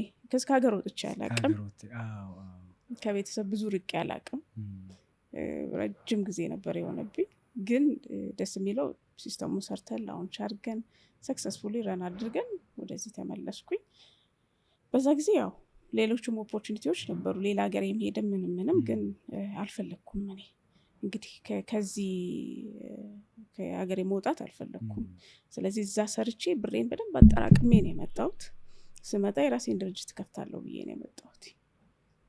ያው ሃይብሪድን አቋቋምኩ ማለት ነው። ከዛ በኋላ እንደሚቻል በተቀጥረሽ በምትሰሪባቸው ቦታዎች ሁሉ የራስሽን አስተዋጽኦ ስለምታደርጊ እኔም ለብቻዬ በወጣ ማድረግ እችላለሁ የሚለውን ስነ ልቦና እየገነባሽ ነው የመጣሽ ማለት ነው። አዎ፣ ግን ውዝ ዲሲፕሊን እውነት ለመናገር እኔ ሃይብሪድን ሳቋቁም ስኔት የሚሰራውን ስራ ወይም እነሱ የሚሰሩትን ዱፕሊኬት ላድርግ ብዬ አይደለም፣ ሳይበር የሚሰራውን ዱፕሊኬት ላድርግ ብዬ አይደለም፣ ወይም ካሜሮን የነበረውን ዱፕሊኬት ላድርግ ብዬ አይደለም የተነሳሁትኝ። ስጀምርም ኤኒ ቻሌንጅ ኤኒ ካምፓኒ የሚያጋጥመውን ኦፖርቹኒቲ ነው። ስለዚህ እኔ በሲስተም ቀይሬ መፍታት እችላለሁ ብዬ ነው የጀመርኩት እና የምሰራባቸው ካምፓኒዎች ሁሉ በጣም ሎያል ሆኜ ነበር ሳገለግል የነበረው። ለእኔ እዛ መስራቴ እየተከፈለኝ ትልቅ ልምድ እያገኘው ነው። and also የራሴን ማሻራ እየጣልኩ ነው መሄድ የምፈልገው ብዬ ነው ያሰብኩትኝ እና አሁን እግዚአብሔር ይመስገን በጣም ደስተኛ ነኝ። እነሱም ሁሉም የሰራውበት ድርጅት አሁንም ኤግዚስት ያደርጋል፣ ኦፕሬት ያደርጋሉ። አም ሃፒ የኔም ሲግኒቸር አለመጥፋት ምን ያህል ፕራውድ እንደሚያደርጉ መገመት ይችላል። የኛ ልጅ እኮ ነበረች፣ የኛ ልጅ ነው። በእውነት በጣም ያኮራ ነገር ነው፣ በጣም ያኮራ ነገር ነው። እስኪ የመጀመሪያው አንተርፕረነር እስኪ ጉዞሽን ደግሞ በሃይብሪድ ዲዛይን ተጀመረ በ40 ሺህ ብር ካፒታል እስኪ ንገሪኝ ስለሱ። ደግሞ እሱ በጣም ነው የሚደንቅ። ኦፊስ ግዴታ ነው የዛን ጊዜ መከራየት፣ ላይሰንስ ለማውጣት ግዴታ ነው። ቤት ተከራዩ። ቤት ሲከራይ የ6 ወር ክፈይ ተባልኩ፣ ከፈልኩ። ብሩ እያለቀ ነው። ከዛ ጠረጴዛና ወንበር መግዛት አለብኝ። 2 ጠረጴዛ 2 ወንበርና 1 ሼልፍ ገዛው። ከዛ ኢንተርኔት እዚህ ሌላ ኢሹ ነው። ላይኑን ካስገባሁት ውድ ነው የሚሆንብኝ። ስለዚህ ሞደሟ ነበረች፣ ሞደሙን ወሰድኩኝ። በወር ወደ 700 ብር አካባቢ ነው የሚከፈለው። ኢንተርኔት ቤቶች የነበራቸው ሞደም ነበር፣ የኢንተርኔት ሞደም ማለት ነው። እሷን ከቴሌ ገዝቼ እሱን አደረግኩ ማለት ነው። ከዛ በቃ ስራ ተጀመረ። አሁን ነው በቃ እየዞርኩኝ ምን ልፍታ የሚለውን ማየት የጀመርኩት። ሰው አጋጣሚ ሆኖ የፋብሪካ መጎብኘት ጀመርኩኝ። ፋብሪካዎች ሄጄ ሳይ የሚገርመ ባክቦኑ የፋብሪካው ባክቦን ማሽኑ ነው። ትክክል። ማሽኑ ደግሞ በአመት ፕሪቬንቲቭ ሜንቴናንስ ተብሎ ስኬጁል ይወጣል። ለምሳሌ ብሎን ጥርሱ ተበልቶ የሚወልቅበት ታይም አለ። በዛ ጊዜ ቀደም ተብሎ መቀየር አለበት። ስቶክ አለ፣ ስፔር ፓርት የሚቀመጥበት ማለት ነው። ኦን ታይም ሜንቴን ባለመደረጉ ምክንያት ማሽኑ ስራ እየሰራ ብሬክዳውን ያጋጥመዋል። ብሬክዳውን ሲያጋጥመው ኢንጂነር የራሳቸው ስታፍ ላይኖር ይችላል። አውትሶርስ ተደርጎ ነው የሚሰራው። ኢንጂነሮቹ ከሌላ ካምፕኒ ጋር ኔጎሽየት አድርገው እስኪሰራ ድረስ 2 ሳምንት 3 ሳምንት ስራ ይቆማል። አንዳንድ ድርጅቶች በቀን $40,000 ራሱ ሉዝ ያደርጋሉ በመቆሙ ምክንያት ማለት ነው። እንዴት ነው $40,000 ሉዝ እያደረጉ ዝም የሚሉት የሚል ልሳቤ መጣ ማለት ነው። እንዴት አድርጌ እኔን ቻሌንጅ የምፈታላቸው ብያልኩኝ። ለምንድን ነው ታይም ሜንቴን የማታደርጉት ብዬ ጥያቄ ስጠይቅ ትዝ አይለንም፣ ይረሳል። ስለዚህ ሪማይንድ የሚያደርጋቸው ሲስተም ያስፈልጋል ማለት ነው። ማቴሪያሉ እኮ አለ ቁጭ ብሏል፣ ግን የሚያስታውሳቸው ሲስተም ስለሌለ ኦን ታይም ሜንቴን አያደርጉትም። እሱ ብቻ አይደለም፣ ሜንቴን የሚያደርገው ሰው ደግሞ ምን ሜንቴን አደረገ የሚባለውን ነገር ሪከርድ ተደርጎ የሚቀመጥበት ነገር የለም። እሱ ባለመኖሩ ኔክስት ሜንቴን የሚያደርገው ልጅ ከዚህ በፊት ምን ተቀይሮ ነበር ዴታው የለውም። በገባው ልክ ሜንቴን ያደርገዋል። የማሽኑ እድሜ እያጠረ ነው የሚመጣው። ስለዚህ ለምን ይህንን ሲስተም አልሰራለትም ብዬ ኢቤዝ ነበረ ስሙ ራሱ ሜንቴናንስ ማኔጅመንት ሲስተም ዴቨሎፕ አደረግኩኝ። ኢንቨንተሪውንም ያለውን እቃ በደንብ ዊዝ ኤቭሪቲንግ ሪከርድ ተደርጎ ይዛል። አንድ ስትነሳ አንድ እንደተቀነሰ ይቀንሳል። እሱ ብቻ አይደለም፣ የአመቱ ሜንቴናንስ ይገባል። ላይክ ከአንድ ወር በፊት ወይ ከ15 ቀን በፊት እዛ ሴት ማድረግ ያለው ሴት ባረጉት ሪማይንድ ያደረግላቸዋል፣ ኤስኤምኤስ ይልክላቸዋል። ሜንቴን የሚያደርገው ስራ አስፈጻሚ ሊሆን ይችላል፣ ማኔጅ የሚያደርገው ሰው ማለት ነው። ስለዚህ ወደ ስራ ያስገባቸውና ይሄን ቀይሩ ብሎ እንዲናገር ያደርጋቸዋል ማለት ነው። በጣም ቆንጆ ሲስተም ነበር የሰራሁት። እሱን ብዙ ቦታ ፒች አደረግኩኝ። ወደውታል፣ ግን አክሴፕታንስ ማግኘት ብዙ ኮምፕሊኬሽን ነበረው። ስለዚህ በነፃ ለ3 ወር ለ6 ወር እያደረግኩኝ መስጠት ጀመርኩኝ። ከዛ 3 ወሩ ሲያልቅ እኔና ቀጥይልን ማለት ጀመሩ። በነፃ ክፈሉኛ። ምክንያቱም እኔ ኢገር ቢካዝ ኦልሬዲ ብሬን ካፒታሌን በልቼዋለሁ፣ ጨርሼዋለሁ። ስለዚህ አሁን ካምፓኒው ስስቴን ለማድረግ ኢንካም ያስፈልገዋል። ቲም መቅጠር አለብኝ፣ ካምፓኒ ማሳደግ አለብኝ። ስለዚህ ብዙ ብርም አይደለም እኮ የምጠይቀው፣ ግን ከፈሉኝ እና ኦን አደርገዋለሁ ሲስተሙን ብዬ ስል አይ ሜንቴናንስ ስንጠራ አንቺ ነሽ የምትመጪው፣ ሲስተም ሜንቴናንስ ትሬኒንግ ስንል አንቺ ነሽ የምትመጪው፣ ይሄ ነገር አልገባንም ስንል አንቺ ነሽ የምትመጪው፣ ተፈራርመን ብር ሰተንሽ ብትሞች ይሳንቺ አሉ። በጣም ነው የተበሳጨሁት። እና የሚገርመው ደግሞ አብዛኞቹ እኔ ሲስተሙን እንደሰራሁት ማመን በጣም ከበዳቸው። ትንሽ ነሽ ደግሞ? አዎ በጣም ትንሽ ልጅ ነበርኩኝ። ማመን ከበዳቸው በጣም። እና በቃ it was really challenging because እንዳልኩ ካፒታሌን በልቻለሁ። sometimes it's very difficult ራሴንም ማንቀሳቀስ ማለት ነው። እና ምን ማድረግ ይሻለኛል ብዬ አሰብኩ ማለት ነው። ከዛ በኋላ በቃ እንደውም ድርጅት የማይፈልግ ሲስተም ነው የምሰራው እንደዚህ የሚያስቡ ከሆነ ብያልኩ ማለት ነው። እና ለህዝብ የሚቀርብ ብዬ ኤስኤምኤስ ሎተሪ ሲስተም ዴቨሎፕ አደረኩኝ። ይሄ በቴክስት ኤ ብለ ቢ ብለ ትልካለ፣ ሎተሪ ቁጥር ይልክልሃል ምናምን። እሱን ሲስተም ዴቨሎፕ አደረኩና በጣም ብዙ አሶሲዬሽኖች ጋር ሄድኩ። አሶሲዬሽን ባይዘው ያውን የሴቶች አሶሲዬሽን፣ የወጣቶች አሶሲዬሽን ምናምን አለ። እነሱ ብዙ ጊዜ በፈንድ የሚንቀሳቀሱት ከውጭ በሚመጣ ፈንድ ወይ በሚዋጣው በምናምን ነው። እና ለምን ይሄን ሎተሪ ላውንች አድርገን ብዙ ሚሊዮን ብር ታገኛላችሁ፣ እስከ 20 ሚሊዮን ብር፣ በዛ ጊዜ ትልቅ ነው 20 ሚሊዮን ብር ታገኛላችሁ። እንትኑን ሽልማቱን እኔ ተሯሩጬ በአግሪመንት እንያዝ፣ ብሩ ከመጣ በኋላ ገዝተን እንሰጣለን ምናምን ብዬ ሁሉ አሳምኜ ብዙ ቦታ ፒች አረኩኝ። አይዲያውን ይወዱታል፣ ሲስተሙን ቴስት ያደርጉታል፣ ግን መቀበል ከበዳቸው። የሚገርም ነው። በቃ ይሸሻሉ። እንደውም አንድ ያው ስም መጥቀስ አልፈልግም፣ እኔ ፕሮፖዝ ካረኩ በኋላ ነባር ድርጅት ነበረ አንተ ብትሰራለን ብለው ሄደው ፕሮፖዝ አረጉለት። ያንቺን ፕሮፖዝ አረጉለት፣ አክሴፕት አድርጎ ላውንች ያደረገ ማለት ነው። የሚገርም ነው። ለአባይ ዳምም ሴም ቲንግ አድርጌያለሁ። አረኛ በአባይ ስም በፍጹም ምንም አይነት ፈንድሬዝ አናረግም ተባልኩኝ። ግን በኋላ እኮ አባይ ራሱ ፈንድሬዝ ሲያደርግ ነበር። የሚገርም አክሴፕታንስ ያገኘሁት ሱባ መናገሻ የሚባል ብዙ ሰው አያውቀውም፣ 1000 ችግኝ የተከልኩበት ቦታ ከቲሞቼ ጋር ሄጄ ከጓደኞቼ ጋር ወደዚህ ወደ ሰበታ ነው ሰበታ ሱባ መናገሻ የሚባል ማለት ነው። ድሮ ንጉሳችን ኃይለ ሥላሴ እዛ ሪትሪት ያደረጉ ነበር። ቤቶቹም አሉ ባይዘዌ ጌስት ሃውስ አለው ምናምን አርጅቷል፣ ሜንቴን አልተደረገም እንጂ በጣም የሚያምር ቦታ ነው። እኛም የቀድሞ ፕሬዚዳንት ዶክተር ሙላቱ በቲቪ ሲተክሉ ቦታውን አይተ ነው በቲቪ በጣም ወድጀው ሳወራ በጣም የሚያምር ቦታ ነው ስል እዛ ቦታውን የሚያውቀው ልጅ ይዞን ሄደ። ከዛ ችግኝ ተከልን 1000 ማለት ነው። ከዛ አጋጣሚ ስራ አስፈጻሚው ነበረ አወራሁትኝ ይህን የመሰለ ቦታ ይዛችሁ ዲጂታል ላይ ምንም ኦንላይን ገብቼ ብፈልገው የለውም አይታወቅም። ለምንኛ ዲጂታል ቪዚቢሊቲውን አንፈጥረን እናርግለሱ እና ምን አልነው ማለት ነው ስንለው አይ እኛ እኮ ኢንተርፕራይዝ ነን በገቨርንመንት ፈንድ አይደለም ወይም በጀት ተመድቦልን ሳይሆን እንጨት ሸጠን ችግኝ ሸጠን ነው ራሳችንን የምናስተዳድረውና ያንን የማድረግ በጀት የለንም አለ። ዋው ወዲያው የመጣልኝ ኤስኤምኤስ ሎተሪ ነው።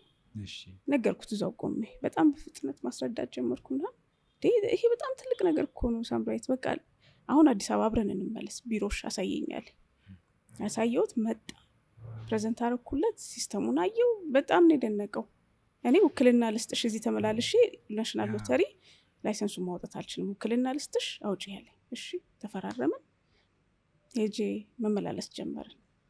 ከአንድ ሳምንት በኋላ ነው ናሽናል ሎተሪ ደወሉልኝ። 8 ሰዓት አካባቢ ቀጠሩን፣ ሄድን። እሺ ስንላቸው አይ ያው የጠራናችሁ ፕሮፖዛል አስገብታችሁ ነበረ፣ ሆኖም ግን የአባይ ዳም ላውንች ሊደረግ ስለሆነ ተመሳሳይ ዩዘር ስለሆነ ቴክስት የሚልከው ላለመሻማት ለእናንተ ላይሰንስ አንሰጥም እና በጣም የተናደድኩት። በጣም የዛን ቀን ከባድ ቀን ነበረች።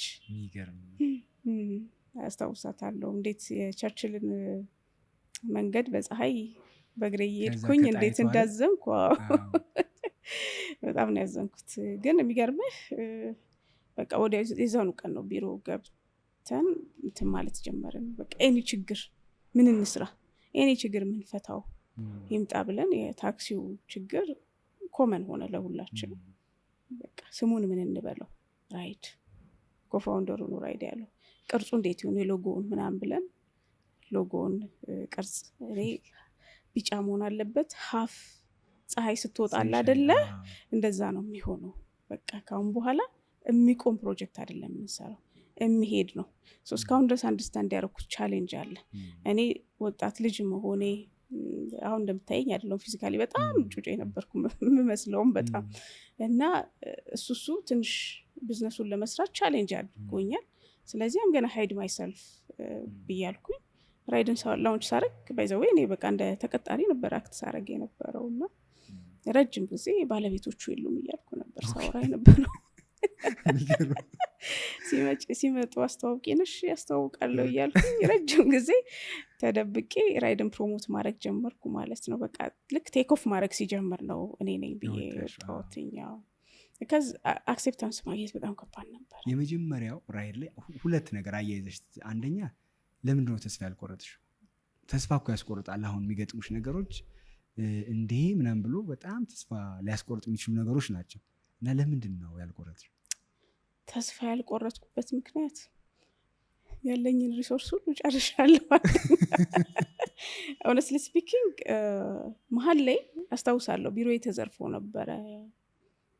የሆነ ቀን ተወሰነች ብር፣ ከፍ ያለች ብር ፕሮጀክት የሜንቴናንስ ማኔጅመንት ሲስተሙን ልሸጥ ጨርሼ አግሪመንት አዘጋጅቼ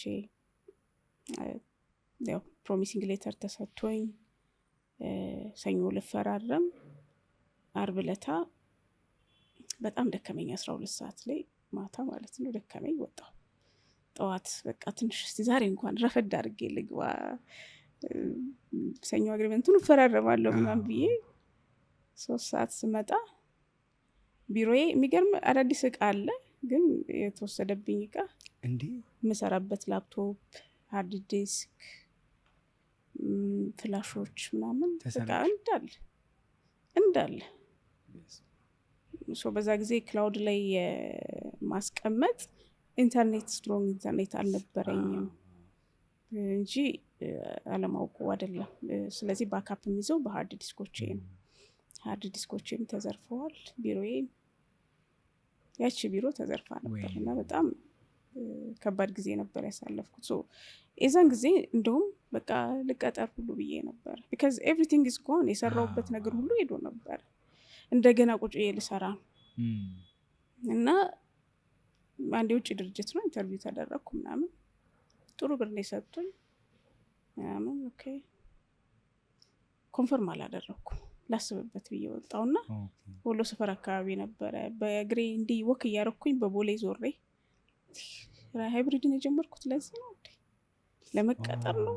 በቃ በጣም ልውስጥ ነበርኩኝ። በጣም እጄን አልሰጥም አልኩኝ።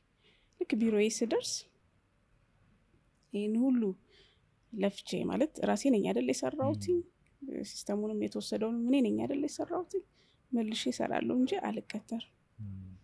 ስለዚህ የመጣሁበትን መርሳት የለብኝም፣ የጀመርኩበትን ምክንያት መርሳት የለብኝም። በጣም ነው እንትን ያልኩት። ከዛ ለክሊያው ወንድሜ በጣም ፎሎ አፕ ያደርገኛልና እሺ ምን ወሰንሽ ሲለኝ አልቀጠርም ስለው ወንዳታ አለኝ። ጎበዝ አለኝ። ጎበዝ በስልክ ነበር ያወራነው። ጎበዝ በቃ ጓሄድ አለኝ። እሺ ከዛ የሚገርመኝ በቃ መሮራት ጀመርኩኝ እና ሪሜምበር ላፕቶፕ የለኝም። በቃ ተወስዷል፣ አልቋል።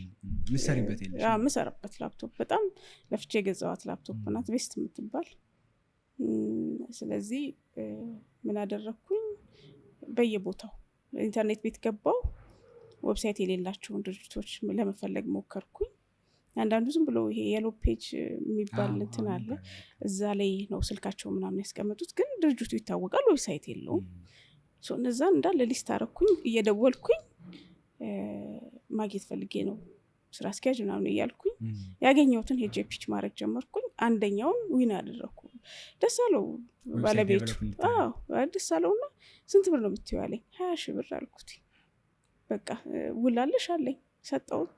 ተፈራረምን። ዳውን ፔመንት 10 ሺህ ብር ሰጠኝ። ኮምፒውተር የሚሸጥ ጓደኛ ነበረኝ። 12 ሺህ ብር አለኝ ላፕቶፕ።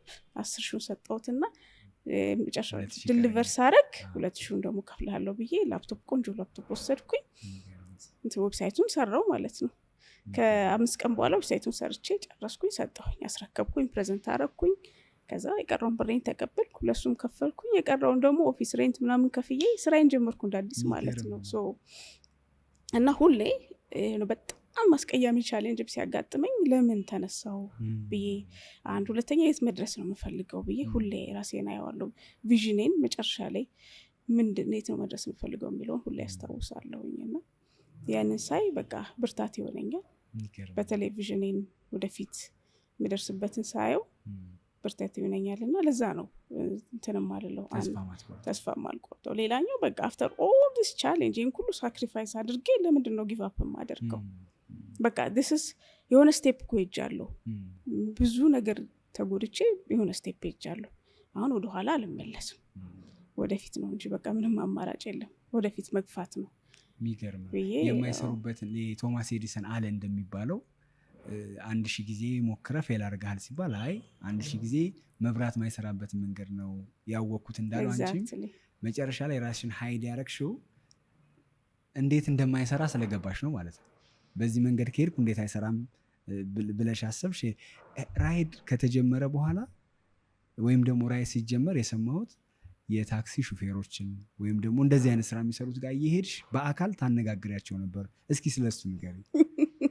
በጣም የሚገርም ነገር ነው። በጣም እውነት ሆነስትሊ ስፒኪንግ ነው። አሁን የራይድ አሽከርካሪዎቹ ዝም ብለው ናቸው ምናምን ሲባል እኔ ትንሽ እንትን ይለኛል። ቢካዝ አይ ኖ እንዴት እንደሚኖሩ ከስር ጀምሮ አይቻለሁ። እንዴት በትጋት እንደሚሰሩ አውቃለሁ። እውነት ለመናገር በተለይ ላዳዎቹንም አብሬ ሰርቻለሁ። ከነሱ ጋር አብረን እንውላለን። አብረን እንዴት ቻሌንጃቸውን አንደርስታንድ ለማድረግ የሚሞክር ነበር እና የምርም አምባሳደር ናቸው ስለ የምር አምባሳደር ናቸው። አንድ ነገር ካመኑበት በደንብ ነው ላንተ ኮንቪንስ እስክትሆን ድረስ በደንብ የሚናገሩት። and ደግሞ they care about the community። እንትን አይደሉም፣ መጥፎ ሰዎች አይደሉም። ሰው ሜንታሊቲ ውስጥ በቃ የወደቀ ስራ ተደርጎ ነው የሚታሰበው አይደለም።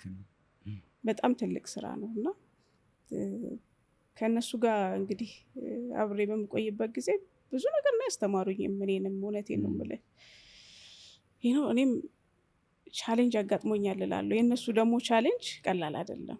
ፀሐይ ላይ ማታ በብርድ ቀን ምሳ ሳይበሉ ቁርስ ሳይበሉ ህዝቡን የሚያገለግሉት እና ትልቅ ስራ ነው የሚሰሩት። ይህን ራይድን ከላዳ ጀምሮ ከዛ ዘሉሲ ሲመጣ አሁን ደግሞ እነኝም ኮርስ ውስጥ ተብሎ ደግሞ እነሱም ገብተው ሲሰሩ እንግዲህ ሁሉንም አያለው አገኛለሁ።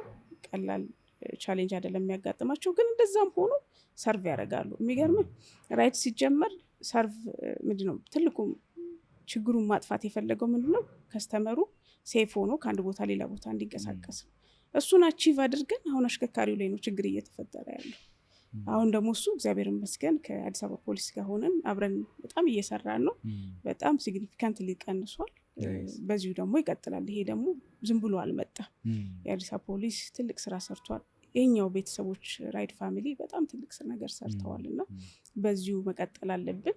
ከሲስተም ውጭ ደግሞ በፍጹም መሰራት የለበትም። ሲስተሙ ነው በጣም ፕሮቴክት የሚያደርገው። ማን ነው አሽከርካሪውን ያገኘው ደውሎ ወይንም ደግሞ በአፕሊኬሽን ሪኩዌስት አድርጎ ማን ነው የሚለውን አይደንቲፋይ ለማድረግ የሚረዳን እሱ ነው ማለት ነው። አሁን ደግሞ ሲስተማችን ከናሽናል አይዲ ጋር ኢንትግሬት አድርገናል።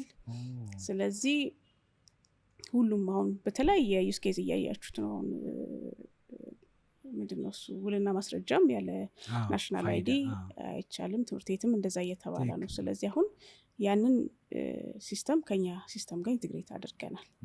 አሽከርካሪዎቻችን ደግሞ በጣም በደስታ ነው ናሽናል አይዲ እያወጡ ያሉት። እነሱም ተጎድተውበታል። ስለዚህ ይሄ ሶሉሽን እንደሆነ አውቀውታል። ከስተምሮቻችንም እንደዛው ማለት ነው። ስለዚህ ወደፊት እንግዲህ ማንነቱ የታወቀ በደንብ ዲስክራይብ የተደረገ ነው የሚሆነው ማለት ነው። አሽከርካሪው ተሳፋሪ ማለት ነው። ስለዚህ ሴፍቲውን የሁለቱን በተጠበቀ መንገድ ይዘን እንሄዳለን ማለት ነው። ሳምሪ የመጀመሪያ ሄደሽ ያነጋገርሽው ሹፌር ትዝ ይልሻል? አሁን ራይድ እንባላለን እንደዚህ አይነት ሲስተም አለ። እስኪ እሷን ነው እንዴ በደንብ እስኪ ኦሎምፒያ ጋር ነው የሚቆሙ። አሁን እዚህ ጋር ፈርሷል። ዲሉክስ እዚህ ጋር ነበር ኦሎምፒያ ብቻ ደንበል አደባባይ ጋር ቢሮችን እዛ አካባቢ ስለሆነ ነው እጄን የምጠቁመው። ሰው አስታውሰዋለሁ ስነግረው ሰማኝና ቆንጆ ሲስተም ትንሽ ፈጠን ይላል ሲያወራ። በዚህ እሱ ልጅ ስጥል አገኘዋለሁ እና ደስ አለው በጣም። ይሄማ ጥሩ ሲስተም፣ በጣም ስራ የሚወድ ልጅ ነው። በጣም ጥሩ ሲስተም፣ ጥሩ ሰው እንዴት ነው የሚጠራልን አለ። አስረዳሁት ምናምን ደስ አለው በጣም። በኤስኤምኤስ ነበር የጀመርነው። የከስተመሩ ስልክ ይመጣልሃል፣ ኬት ወዴት እንደሚሄድ ይመጣልሃል። ደውለህለት ዋጋ ነጎሼት ታደርጋለህ። ሜትሪንግ ሲስተም ስለሌለ ነጎሼት ታደርጋለህ። ካለበት የሚፈልግበት ቦታ ደርሳለህ። ይሄ ነው ስራው። ስል እኔ በጣም ነው ደስ የሚለኝ። ይሄም አለ ተመዘገበ፣ እንትኑ ሰጠኝ፣ መንጃ ፈቃዱን ኮፒ ተሰጠኝ፣ አግሪመንት ፈረመ ምናምን። በጣም ነው ደስ ያለኝ። የመጀመሪያ ቀን ብዙ ዞር ያለው በእግሬ 7 ሰው ብቻ ነው የተመዘገበልኝ። የሚገርም ምንድን ነው የሚሉት ሌሎቹ? ብዙ ምክንያቶች አሏቸው። አንዳንዱ እንዴ የምሰራው ታውቆ ታክስ ብዙ ይመጣብኛል፣ ፍርሃት አለ። አንዳንዱ ደግሞ በሲስተም ለምን እኔ ራሴ ደንበኛ አለኝ አልፈልግም ያለው በቃ በቃ እኔ በቃ በፈለኩ ሰዓት ነው ሰዓት ፈልገው እንደ አይነት ነገር አልፈልግም ሚል አለ። የተለያዩ ምክንያቶች ይሰጣሉ። ከዛ 7 ሰው ተመዘገበልኝ። ደስ ብሎኛል 7 ሰው። ግን ቀጥሎ ሁለተኛው ቀን 21 ሰው ሞከር። በጣም በቃ ሶስተኛው ቀን ምንም ነገር አልተመዘገበልንም። በእግሬ ዞርኩ እናገር ነበረ። በጣም ይደክም ነበረ በጣም። ግን የመጀመሪያው ልጅ ያገኘሁት ልጅ በጣም ትልቅ ኢነርጂ ስለሆነኝ ማቆም አልቻልኩም። በቃ አልኩ። በእግሬ ጉርድ ሾላ ሄዳለሁ፣ አትላስ አካባቢ፣ እዚህ መስቀል ፍላወር አካባቢ በጣም ብዙ ቦታ የቆሙ ላዳዎች እየሄድኩኝ ማናገር። ከዛ ቆመ ማናገሩ ደግሞ ቻሌንጂንግ ሆነ።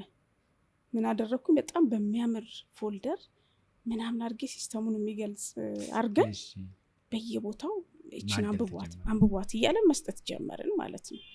ከዛ እየደወሉ ቴክስትም እያደረጉ መመዝገብ ጀመሩ።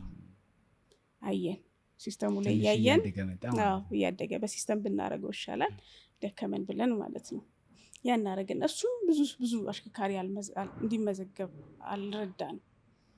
ስለዚህ ምን እናድርግ? የማን ሬዲዮ ሾው ነው በጣም የሚሰማው አለ ሰይፉ ፋንታሁን።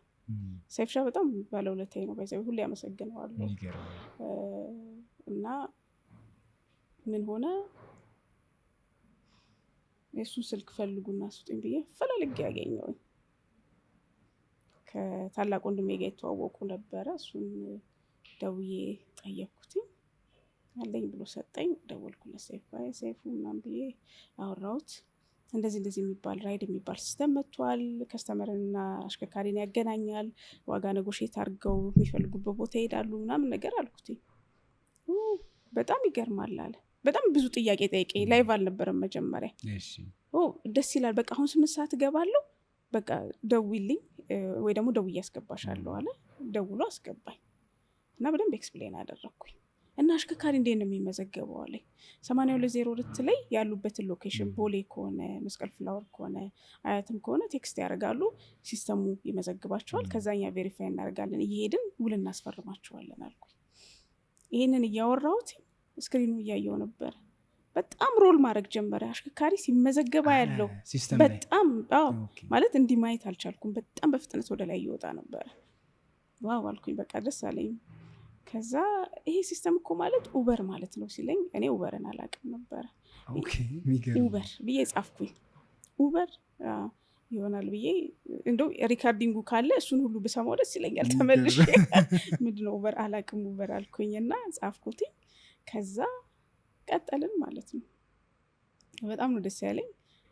ማን ነው ታዲያ ከጨረሱን በኋላ ሾውን ከጨረሱ በኋላ ደወለልኝ። ማን ነው ግን ጠየቀኝ። ባለቤቱ መስለኝ። የሉም አልኩት።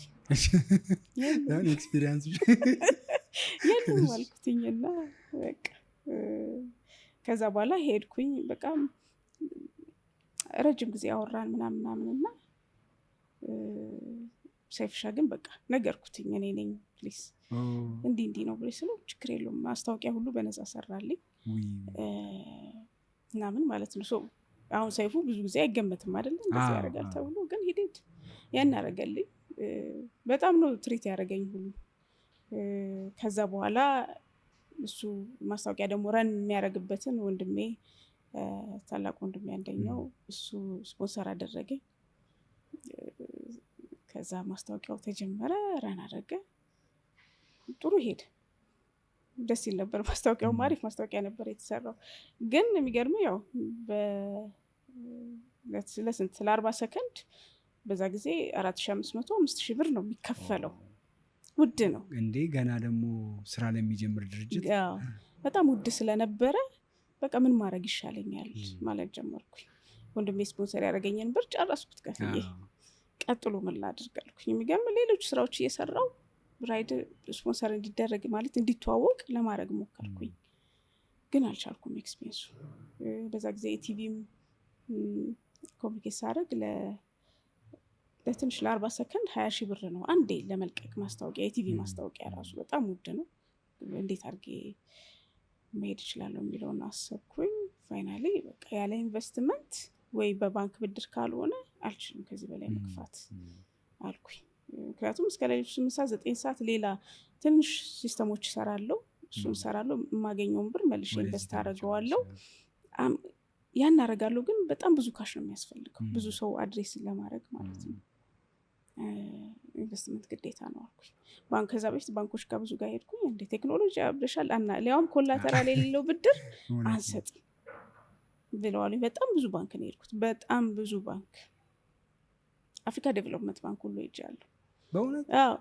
እነሱን ሳናገራቸው ፈገግ ብለው ነው የሰሙኝ። እኔ የምጠይቀው $1 ሚሊዮን በታች ነው። እነሱ በጣም ብዙ $1 ሚሊዮን ነው ብድር የሚሰጡት። በዛ ላይ ፎከሳቸውም አግሪካልቸር ላይ ነበረ። ከዛ በጣም አዘኜ ወጣሁ። ፋይናሊ በቃ የሆነ ሰው ሼር ወስዶ ኢንቨስት ማድረግ አለበት የሚለው ላይ ደረስን። ከዛ እንዴት ነው ፒች የምናደርገው? ፒች የሚደረገው እንዴት እንደሆነ አናውቅም። ስለዚህ ፒች ዴክ ኦንላይን ገብተን እያየን ዴቨሎፕ አደረግን ፒች ዴክ። ግን ለእኔ ኤሌቬተር ፒች የምትባለዋ በቃ እየሄድኩኝ በየቢቱቢው እነ ሂልተን ሸራተን ሚቲንግ ሲዘጋጅ እየሄድኩኝ ኔትወርኪንግ ላይ በጣም ፒች አደረግ ነበረ። እንደውም አንድ ሳላቅ አንድ ባለስልጣን ጋር ሄጄ ፒች አድርጌያለሁ። ከዛ ማንዱን አውቀሻል ሲሉኝ ማን ነው የጤና ሚኒስትር ነው ምናምን ሲሉኝ ዋው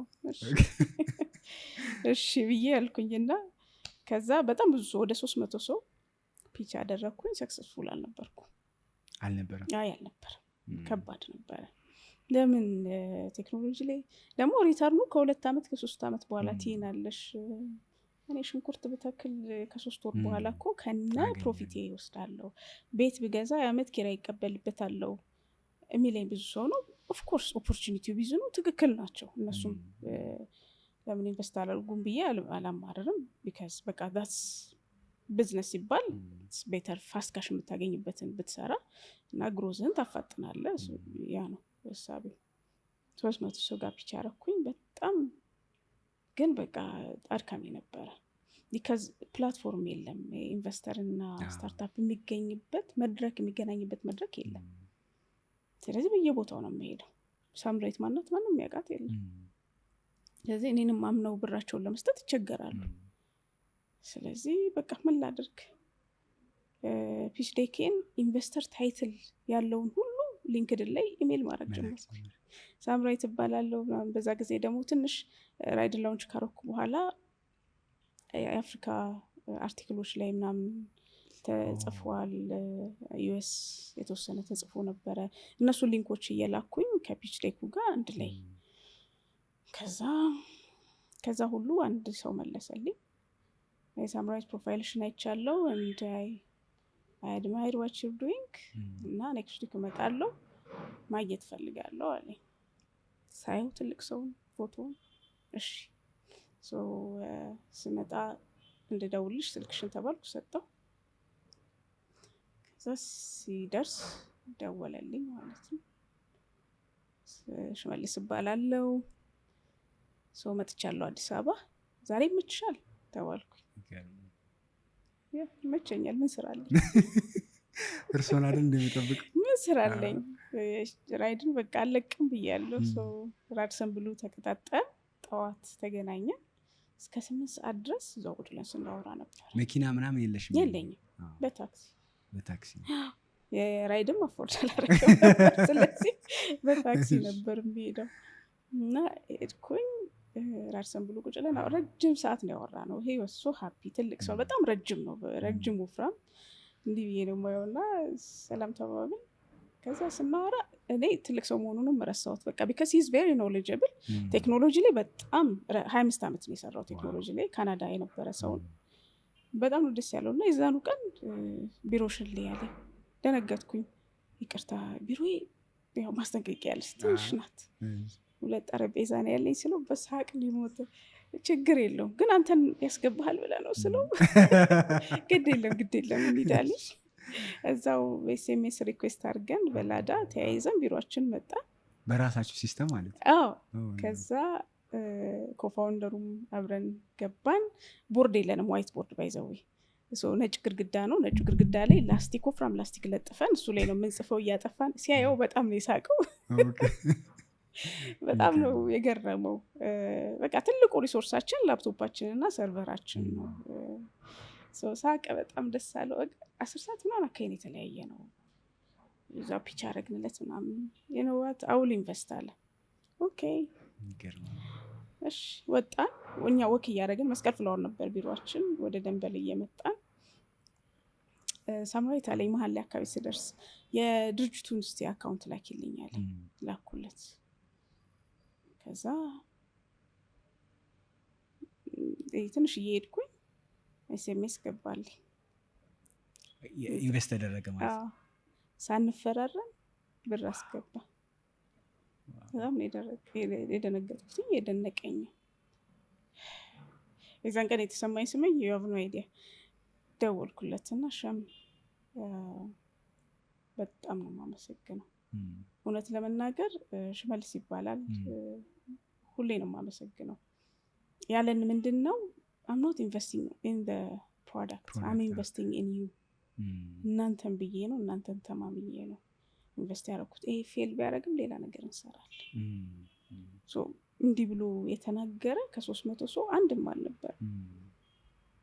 ለእኔ ትልቅ አሳይመንት ነው የሰጠኝ። ስለዚህ ደውዬ ሸም እውነት ለመናገር አውል ሜክ ሹር አንተን ሀብታም አደርግሃለሁ፣ ቃሌን ጠብቄ ድሊቨር አደርጋለሁ፣ ይህን አልረሳም ሽሜ ብዬ ያልኩት እና ደግሞ ታያለህ እንዴት እንደምሰራ። ከዛ ሄይ ሳምራዊት ብሎ ሌላ ቀን ሲደውል የት ነሽ ቢሮ እንዴ አንቺ አረሳት እኮ ነው አትወጪም እንዴ አልወጣም ገና ብር እኮ አላገኘንም ምናምን ብለው ነበር። እና ሶ ሂዝ ሃፒ እግዚአብሔር ይመስገን ደስተኛ ነው በራይድ። አሁን እንግዲህ የምንችለውን ሁሉ ሰርተን ራይድን እዚህ አድርሰናል።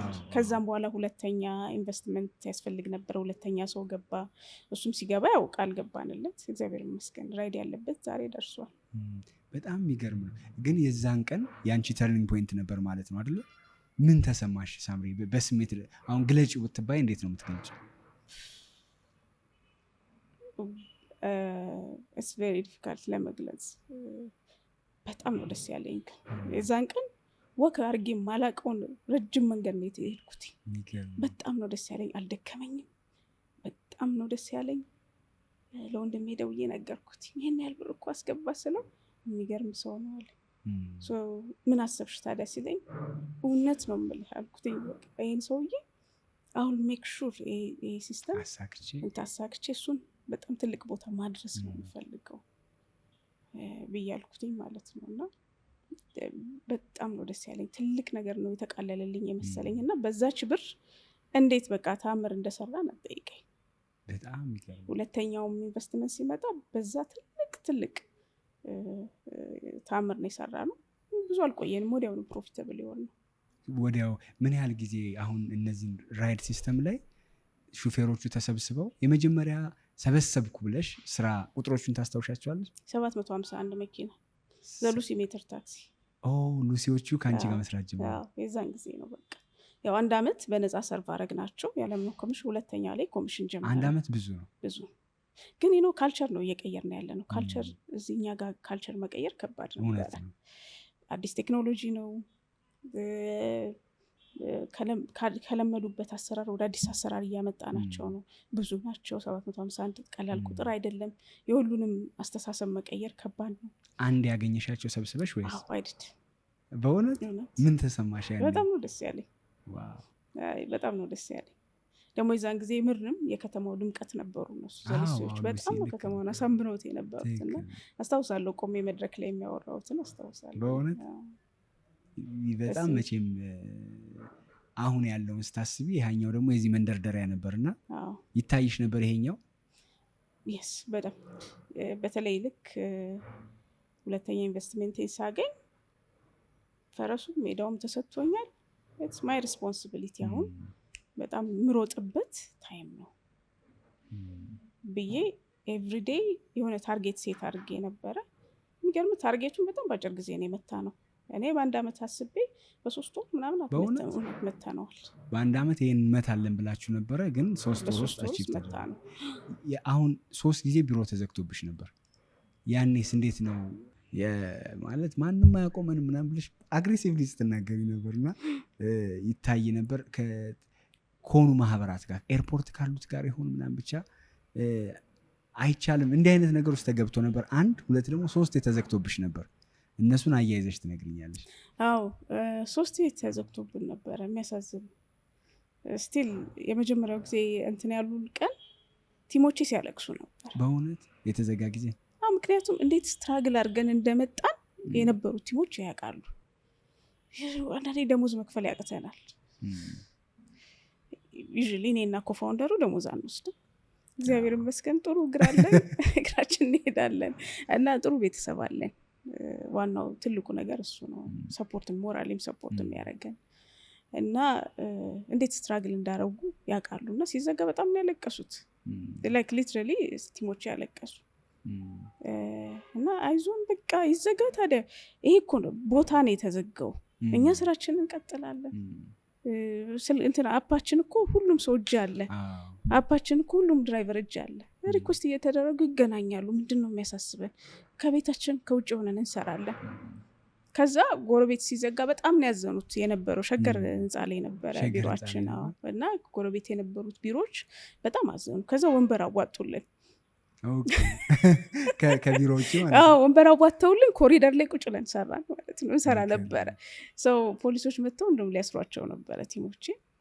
እዚህ መስራት አትችሉም ተብለው ማለት እንዴ መብቴ ነው እኔ የግሌን ስራ ብሰራ ምናምን በቃ ከዛ ሰው እንዴ ምን እያደረጋችሁ ነው እንዳይደረግም ተብሎ ተመለሱ ማለት ነው። ሲስተሙን ባለማወቅ ነው። አዎ ሲስተሙን ባለማወቅ ነው። አንድ በቃ ደግሞ ሲስተሙን እኛ ኦፕሬት ማድረግ አለብን የሚልም ፕሮፖዛል ነበረ። የሚገርም ሲስተሙን እንዲያውቁ ፕሬዘንት አድርገናል። በደንብ አንደርስታንድ እንዲያደርጉ ደጋግመን አሁንም ያስፈልጋቸዋል ፕሬዘንቴሽን የሚለውን ደብዳቤ ጽፈናል፣ ግን መቀበል አልፈለጉም። ይሄ ነው የሆነው። ከዛ በኋላ ያው ሲዘጋ በጣም እውነት በጣም ነው እንትን ያለኝ የረበሸኝ። ስለዚህ ምንድነው ማድረግ ያለብኝ ነው። ግን እኔ ተረብሾ ፖዝ አይደለም ሶሉሽን ላይ ነው ፎከስ ማድረገው። ምን ማድረግ ይሻለኛል? አሁን ያንን ቦዲ የትራንስፖርት የአዲስ አበባ ትራንስፖርት ቢሮ ነበረ ለንግድ ቢሮ ልኮ ባልተሰጣቸው ላይሰንስ ኦፕሬት እያደረጉ ነው፣ ስለዚህ ይታሸግልኝ። የመንግስት ቢሮ ለመንግስት ቢሮ ይደማመጣል። ስለዚህ መጥቶ አሸገብን ማለት ነው። ንግድ ቢሮን አይደለም ጠይቀው እነኝም የአዲስ አበባም የአዲስ አበባ ትራንስፖርትም የአዲስ አበባ ንግድ ቢሮ በማሰር ናቸው በከተማ አስተዳደሩ። ስለዚህ ከተማ አስተዳደሩ ማን ነው ራን የሚያደርገው ወይም ከላይ ያለው ማን ሰው? በዛ ጊዜ ኢንጂነር ታከለ ኡማ ነበሩ። ስለዚህ እሳቸውን ማግኘት አለብኝ አልኩኝ። ቢሮቸው 3 ቀን ነው ጠዋት እየቆምኩኝ ማን ጋርዶቹ አረባክሽን ዞር በይሉኛል። አይ እሳቸውን ማግኘት ፈልጌ ነው። አንድ ቀን አዩኝና ማናት ትችልጅ አሉ። አይ እርሶን ፈልጌ ነው ስል ሳፌን አናግሪ ተባልኩኝ። ሲጄ ሳናግራት ይሄ እሳቸውን አይመለከትም፣ ሌላ ቦታ ነው መሄድ ያለብሽ እዛው ትራንስፖርት ቢሮ፣ እንደዛም ደግሞ ደብዳቤ ያስገቢና በመዝገብ ቤት በኩል ምናምን ተባለ። ይሄ ነገር እንደ ቢሮ የታሽጎ ሊራዘምብኝ ነው ዋዱ አይዱ አልኩኝ። ከ3 ቀን በኋላ ስልካቸውን ከሰው ማፈላለግ ጀመርኩ። አገኘሁ። ረጅም ቴክስት ማታ ከመሸ በኋላ 4 ሰዓት አካባቢ ቴክስት ላኩኝ። መቼም ረጋ የሚሉበት ታይም ነው ብዬ ላኩኝ። ወዲያው ያዩት ጠዋት 2 ሰዓት መድረስ ትችያለሽ? አዎ። እኔ 2 ሰዓት ለ2:10 ጉዳይ ምናምን በር ላይ ነው መጣሽ ተባልኩ። አዎ ገባሁ፣ አስረዳሁኝ። እንዲህ ነው። ወዲያው ደወሉ። ኑ ተባሉ የሚመጡት ሰዎች። እዛ ዲስከስ አደረግን። ምንድነው ችግራችሁና ነው? የታል ህጉ? እሷን የሚከለክልበትን ህግ አውጡ ተባለ። የለም። ስለዚህ አንቺም ከሰሳያቸው እናንተም ከሰሱ። ሌጋል ነኝ ካልሽ ህግ እንትን ያውጣሽ፣ ሌጋሊቲ ካለሽ። ስለዚህ እኔ ደስ ብሎኝ ጠበቆቼንም ይዤ ነበር የሄድኩት። ቲሞቼም መጥተው ነበረ። በደንብ ነው ያስረዳ ነው ጥቅሙንም። ደግሞ ዋን ቲንግ ደግሞ ማስታወሰው ምንድነው እሳቸው ፖዚሽኑን ሲይዙ ለ5 ዓመት እቅድ በ5 ዓመት ውስጥ ለ10,000 ወጣቶች የስራ እድል እንፈጥራለን ብለው ነበር። እኔ በጣም በትንሽ ወራት የ7,000 ወጣት የስራ እድል ፈጥሬያለሁ። ኦልሞስት የ5 ዓመቱን እኔ በወራት እየጨረስኩት ነው። ይህን እኮ እያረኩኝ ነው ስል በጣም ነው የደነቃቸው። እውነት በዚህ አጋጣሚ በጣም ነው የማመሰግናቸው። ቁጭ ብሎ እንኳን ምን እየሰራን ነው የሚለውን አንደርስታንድ ለማድረግ ጊዜ መስጣታቸው ትልቅ ነገር ነው። ይሄ ሁሉም ቦታ መለመድ አለበት። ወጣት ያመነበትን ይዞ ሲመጣ አትሊስት ሰምቶ ከተሳሳተም ማረም፣ መንገዱን ማሳየት፣ ካልተሳሳተም አፕሪሺየት አድርጎ እንዲገፋ መርዳት ጥሩ ነገር ነውና ያንን አደረጉ። ስለዚህ ቢሮዋን ክፈቱላት እየሰራች እናንተም ከሰሷት አንቺም ከሰሽ ተባለ። ያው ከ2 ዓመት በኋላ እኛ አሸነፍን ማለት ነው። 2 ዓመት ክርክር ላይ ነበር፣ ግን ስራችን እየሰራችሁ አትሊስት እሱ ጥሩ ነገር ነው። በጣም የሚገርም ነው። ሌላው ሳምሪ አሁን በጣም ብዙ አፔንዳውንስ እያለፍሽ መተሻል፣ ብዙ ስኬቶች አሳክተሻል። አሁን ደግሞ እየጀመሩ ያሉ ልጆች አሉ፣ የሆነ ነገር እየሞከሩ የሚከብዳቸው፣ ተስፋ ለመቁረጥ የሚሉ ወይም ተስፋ የቆረጡ ምንድን ነው የምትያቸው? አንደኛ ተስፋ መቁረጥ ምንድነው አድቫንቴጁ? ምንድነው የሚታይ ነገር አለ? ተስፋ መቁረጥ ምንም አድቫንቴጅ የለውም። እሱ ጋር በቃ መቆም አለበት። ሆነስትሊ ስፒኪንግ እኔ አሁን ፕሮሰሱን ቁጭ ሳስበው ብዙ ቻሌንጅ አሳልፌያለሁ፣ ግን ያ ቻሌንጅ እኔን ሰርቶኛል፣ እንደውም ጠቅሞኛል። አሁን እግዚአብሔር ይመስገን ድርጅቴን በስነ ስርዓት ለመምራት መንገዱ ብዙ ነገር አስተምሮኛል። ስለዚህ ቻሌንጅ ሲመጣ ወደኋላ መሆን ሳይሆን መማር ነው ያለብን። ያን ቻሌንጅ ፈተነው ስናልፍ አንድ እውቀት አገኘን። ሌላ ቻሌንጅ ያጋጥመናል፣ እሱንም ፈተን ስንሄድ ሌላ እውቀት እያገኘን ነው የምንሄደው እና ቶሎ ዲስከሬጅድ ወይም ተስፋ መቁረጥ አግባብ አይደለም። ለመማር ሬዲ አይደለንም ማለት ነው። ሰው እኮ የእውቀት መጨረሻ የለው። ሁሌ በኖርክ ቁጥር እያደገ ነው። እውቀት ያስፈልጋል። እሱን እየተመገብን መሄድ መቻል አለብን። ስለዚህ ተስፋ መቁረጥ መማር ካለመፈለግ ጋር ይያያዛል።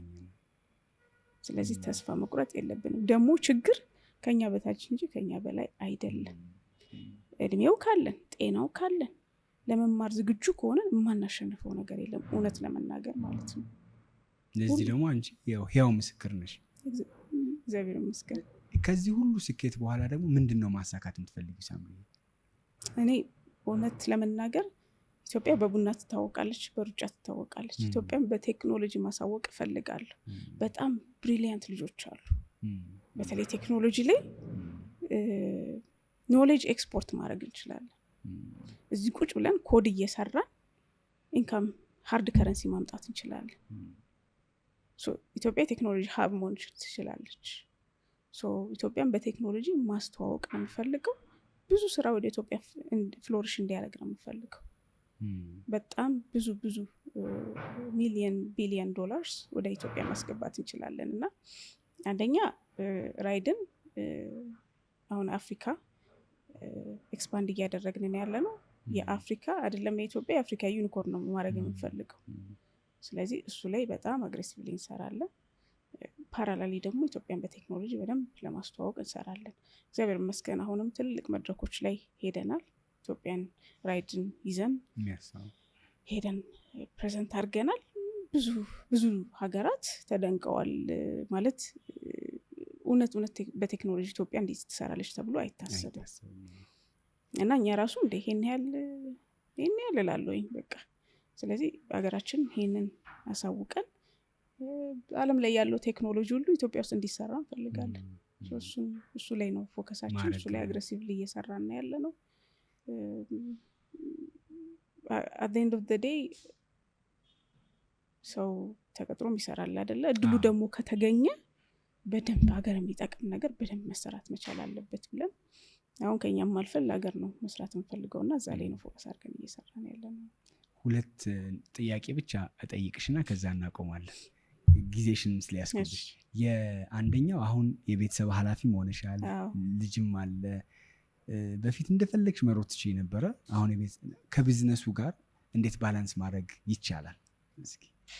ያው እግዚአብሔር ይመስገን ድሮ ሃይብሪድን ስመሰርት አላገባውም፣ አልወለድኩም። አሁን ሪሰንትሊ ነው ያገባሁትም። 3 ዓመት ሆነኝ። የ2 ዓመት ልጅ አለችኝ አሁን። ያሳድግልሽ። እግዚአብሔር ይመስገን ትልቅ ጸጋ ነው። ልጅ ጸጋ ነው። ኢንፋክት ብርታት ነው የሆነችኝ። አሁን ደግሞ ሞር እየተጠነቀቅኩ ነው የምሰራው። ግን ኦነስትሊ ስፒኪንግ የላይፍ ፓርትነርም በጣም ማተር ያደርጋል። እግዚአብሔር ይመስገን እኔ ጥሩ ሰው ነው ያገባሁት። በጣም ሰፖርት የሚያደርገኝ ባለቤት ነው ያለኝ። ስለዚህ ብቻዬን አይደለሁም ማለት ነው። የእሱም ትልቅ ተጽዕኖ አለበት እና ምንም ከድሮ ብዙ የተለወጠ ነገር የለም ኤክሴፕት መጠንቀቁ ላይ በቃ አለ አይደለ? ምን ያስደስታት የሆነ ወደፊት ይሄ የሚለው ነገር አለ አይደለ? እሱ ላይ በጣም ተጠንቅቄ ነው የምሰራው። በተረፈ ግን እንደውም ኢነርጂ ሰጠች እሷ መምጣቷ ማለት ነው። ብዙ ነገር እንዳስብ፣ ብዙ ስራ እንድሰራ፣ ሰከን ብዬም እንዳስብ ረድታኛለች ልጄ ማለት ነው። ግን የጠቀመኝ ትክክለኛውን ሰው መምረጤ ነው። ሰፖርት የሚያደርገኝ ሴት በተለይ እዚህ ቢዝነስ አለሙ ላይ ሲኮን የቤት ነገር ሊቀንስ ይችላል። እሱን አንደርስታንድ የሚያደርግ ሰው ማግኘት ቀላል ነገር አይደለም እና በሱ መንገድ ነው የተያዘ። በሱም ነው። ስለዚህ ሌላው ሳምሪዬ ምናልባት የመጨረሻ ያችኛዋ ከትንሿ ጀምሮ ስትታገል ያደገች ሳምሪ አሁን ትልቅ አቺቭመንት ላይ ደርሳለች። ምናልባትም ቅድም እንዳልኩሽ ማስተማሪያ ሆነሻል። እኛ ሳምራዊት ህይወት ብለን እናስተምራለን ስልጠና ስንሰጥ፣ እንደዛ ሆነሻል። በቃ ምናያት አንድ ሰው ጥሩ ቢባል ከሚጠሩት ውስጥ አንዷ ሆነሻል። እነ ቢቢሲም ደግሞ ምርጥ 100 ሴቶች ውስጥ አንዷ ብለውሻል። እና ትሁት ነሽ ደግሞ እና እንዴት እሱስ መጣ ማለት ለምንድን ነው እንትኑ አይሄድም አይደል?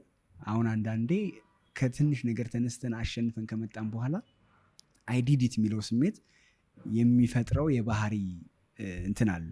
አንቺ ጋር ስቲል በጣም ካልም ነሽ፣ ትሁት ነሽ እና ከምን ጥበብ ተነስተሽ ነው? እኔ እግዚአብሔር ይመስገን እግዚአብሔር ረድቶኝ ነው እዚህ የደረስኩት። በእኔም ጥረት ነው ብዬ ለማመን ይከብደኛል። እግዚአብሔር ሁሌ በጉዞ ያለ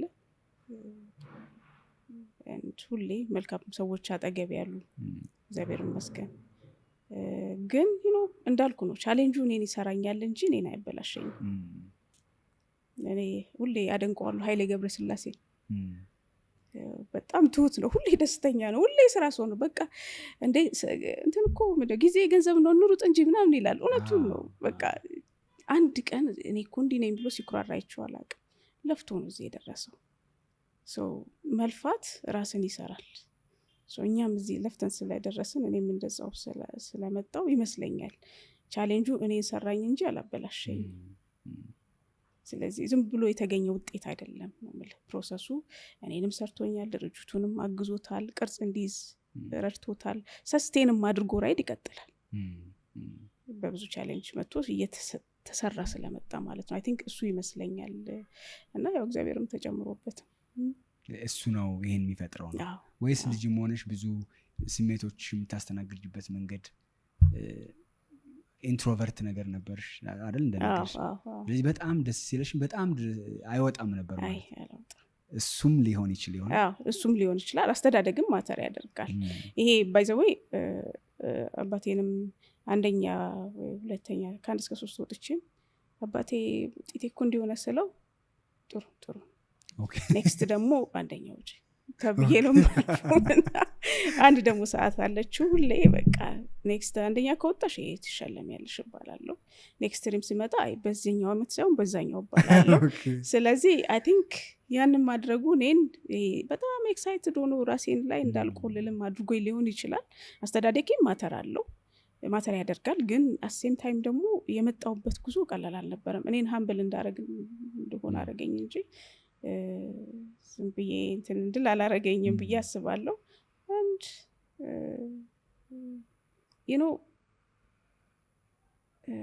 ምንድን ነው እኔ አም ኮምፎርታብል አሁን ያለሁበት ባህሪ ምንም ይመቸኛል፣ ደስ ይለኛል። እንደዚህ በሆነ ደስ የሚለኝ ከሁሉም ጋር እኩል አብሬ መሆን ደስ ይለኛል። በጣም ደስ የሚል ነገር ነው። ብዙ ሰዎች አንቺን ያዩሻል። አሁን እንደ ሳምራዊት መሆን እንፈልጋለን የሚሉ ሚሊዮኖች አሉ። ይሞክራሉ፣ ይወድቃሉ፣ ይነሳሉ፣ ነገ ደግሞ ያሳካሉ። አንቺ ማንን ታይ ነበረ? እኔ ወንድሞቼን እና ኃይሌ ገብረስላሴን በጣም እከተል ነበረ፣ አየው ነበር፣ እውነት ለመናገር ማለት ነው።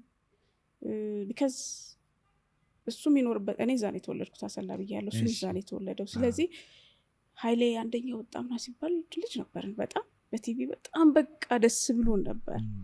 እና እሱ የሚኖርበት አካባቢ ውሰዱኝ እያልኩ አንዴ ወንድሜ ወስዶኝ አይቻለሁ። እና ከዛ በኋላ እያየሁት ብዙ ነገር ተቀየረ።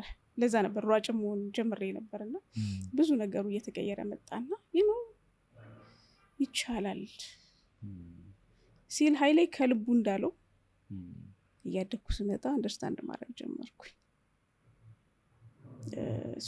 እሱን አይቻለሁ። ወንድሞቼ በጣም ጎበዞች ናቸው፣ እህቶቼም እንደዛውና የራሳቸውን ስራ ለመስራት በጣም ይሯሯጣሉ። አንድ ደግሞ ክሊን በንጹህ ይሮጣሉ።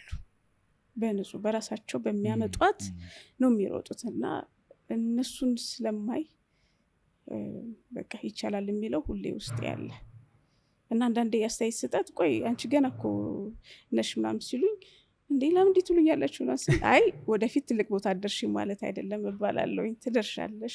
እና እነሱም እኔ እንድሰማ ራሴን እንዳሳድግ ብዙ ጊዜ ቢዝነስ ዲስከሽንም ሲኖር ቁጭዬ ነይ ብለውኝ ቁጭዬ ሰማ ነበረ።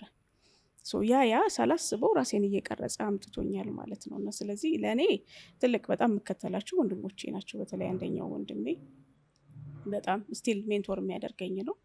ሌላ በቃ ለፍተው የመጡት ሰዎች አያለውኝ፣ እከተላለሁ። ኃይሌ ገብረስላሴ ከልጅነቴ ጀምሮ በቲቪ ማይቸው ከተለው ነበረ። እዚህ መታችሁ ኢንተርቪው ስላደረጋችሁኝ ከልብ አመሰግናለሁኝ። ጊዜያችሁን ስለሰጣችሁኝ አመሰግናለሁ። እንግዲህ ለወጣቶች መልዕክት ማስተላለፍ ፈልገው ትልቁ ሀብታችን ልብሳችን አይደለም፣ ቤተሰቦቻችን የሰጡን ውርስ አይደለም። ትልቁ ሀብታችን ጭንቅላታችን ነው። ስለዚህ ጭንቅላታችን ላይ ኢንቨስት አድርገን ያንን ኢንቨስትመንት ወደ መሬት አውርደን ሀገራችንን እንዲሁም ደግሞ ሌላውን ኮሚኒቲ ህብረተሰብ መጥቀም መጀመር መቻል አለብን። ስለዚህ ለእኛ ማንም አይመጣልንም፣ ለእኛ እኛ ራሳችንን የምንመጣው። በጣም ብዙ ኦፖርቹኒቲ አለ። ብዙ ችግር አለ ማለት ብዙ ኦፖርቹኒቲ አለ ማለት ነው። ስለዚህ ችግሯን ወደ እንደ ኦፖርቹኒቲ አይታችሁት ወደ ሶሉሽን ቀይራችሁ ለብዙ ሰው መፍትሄ ማምጣት ትችላላችሁ። ያ ደግሞ ለህብረተሰብ ይጠቅማል፣ ለእናንተን ቤኔፊት ያደርጋችኋል፣ ታሳድጋላችሁ። ስለዚህ ሁሌ የውጭውን አድንቀን ወደኋላ ከምንቀር የራሳችንን እያደነቅን እየተረዳዳን ወደፊት ማደግ እንችላለን እና ስለዚህ ትልቁ ሀብታችን ጭንቅላታችን መሆኑን እንዳትረሱት አደራላለሁ። አመሰግናለሁ። በጣም አመሰግናለሁ። እኔ ደግሞ አሁን 36 ዓመቴ ነው። 36 ዓመት ሆኖት ሰው መመረቅ እንደሚችል አላውቅም እና እግዚአብሔር ይባርክሽ። አሜን። በእውነት ለምን መሰለሽ አሜን። በጣም ነው ማከብርሽ። በቃ እንዳልኩሽ ማስተማሪያችን ነሽ እና ሌላ ምለው ነገር ስለሌለ እግዚአብሔር ይባርክሽ። ብርክ በይልን። አሜን።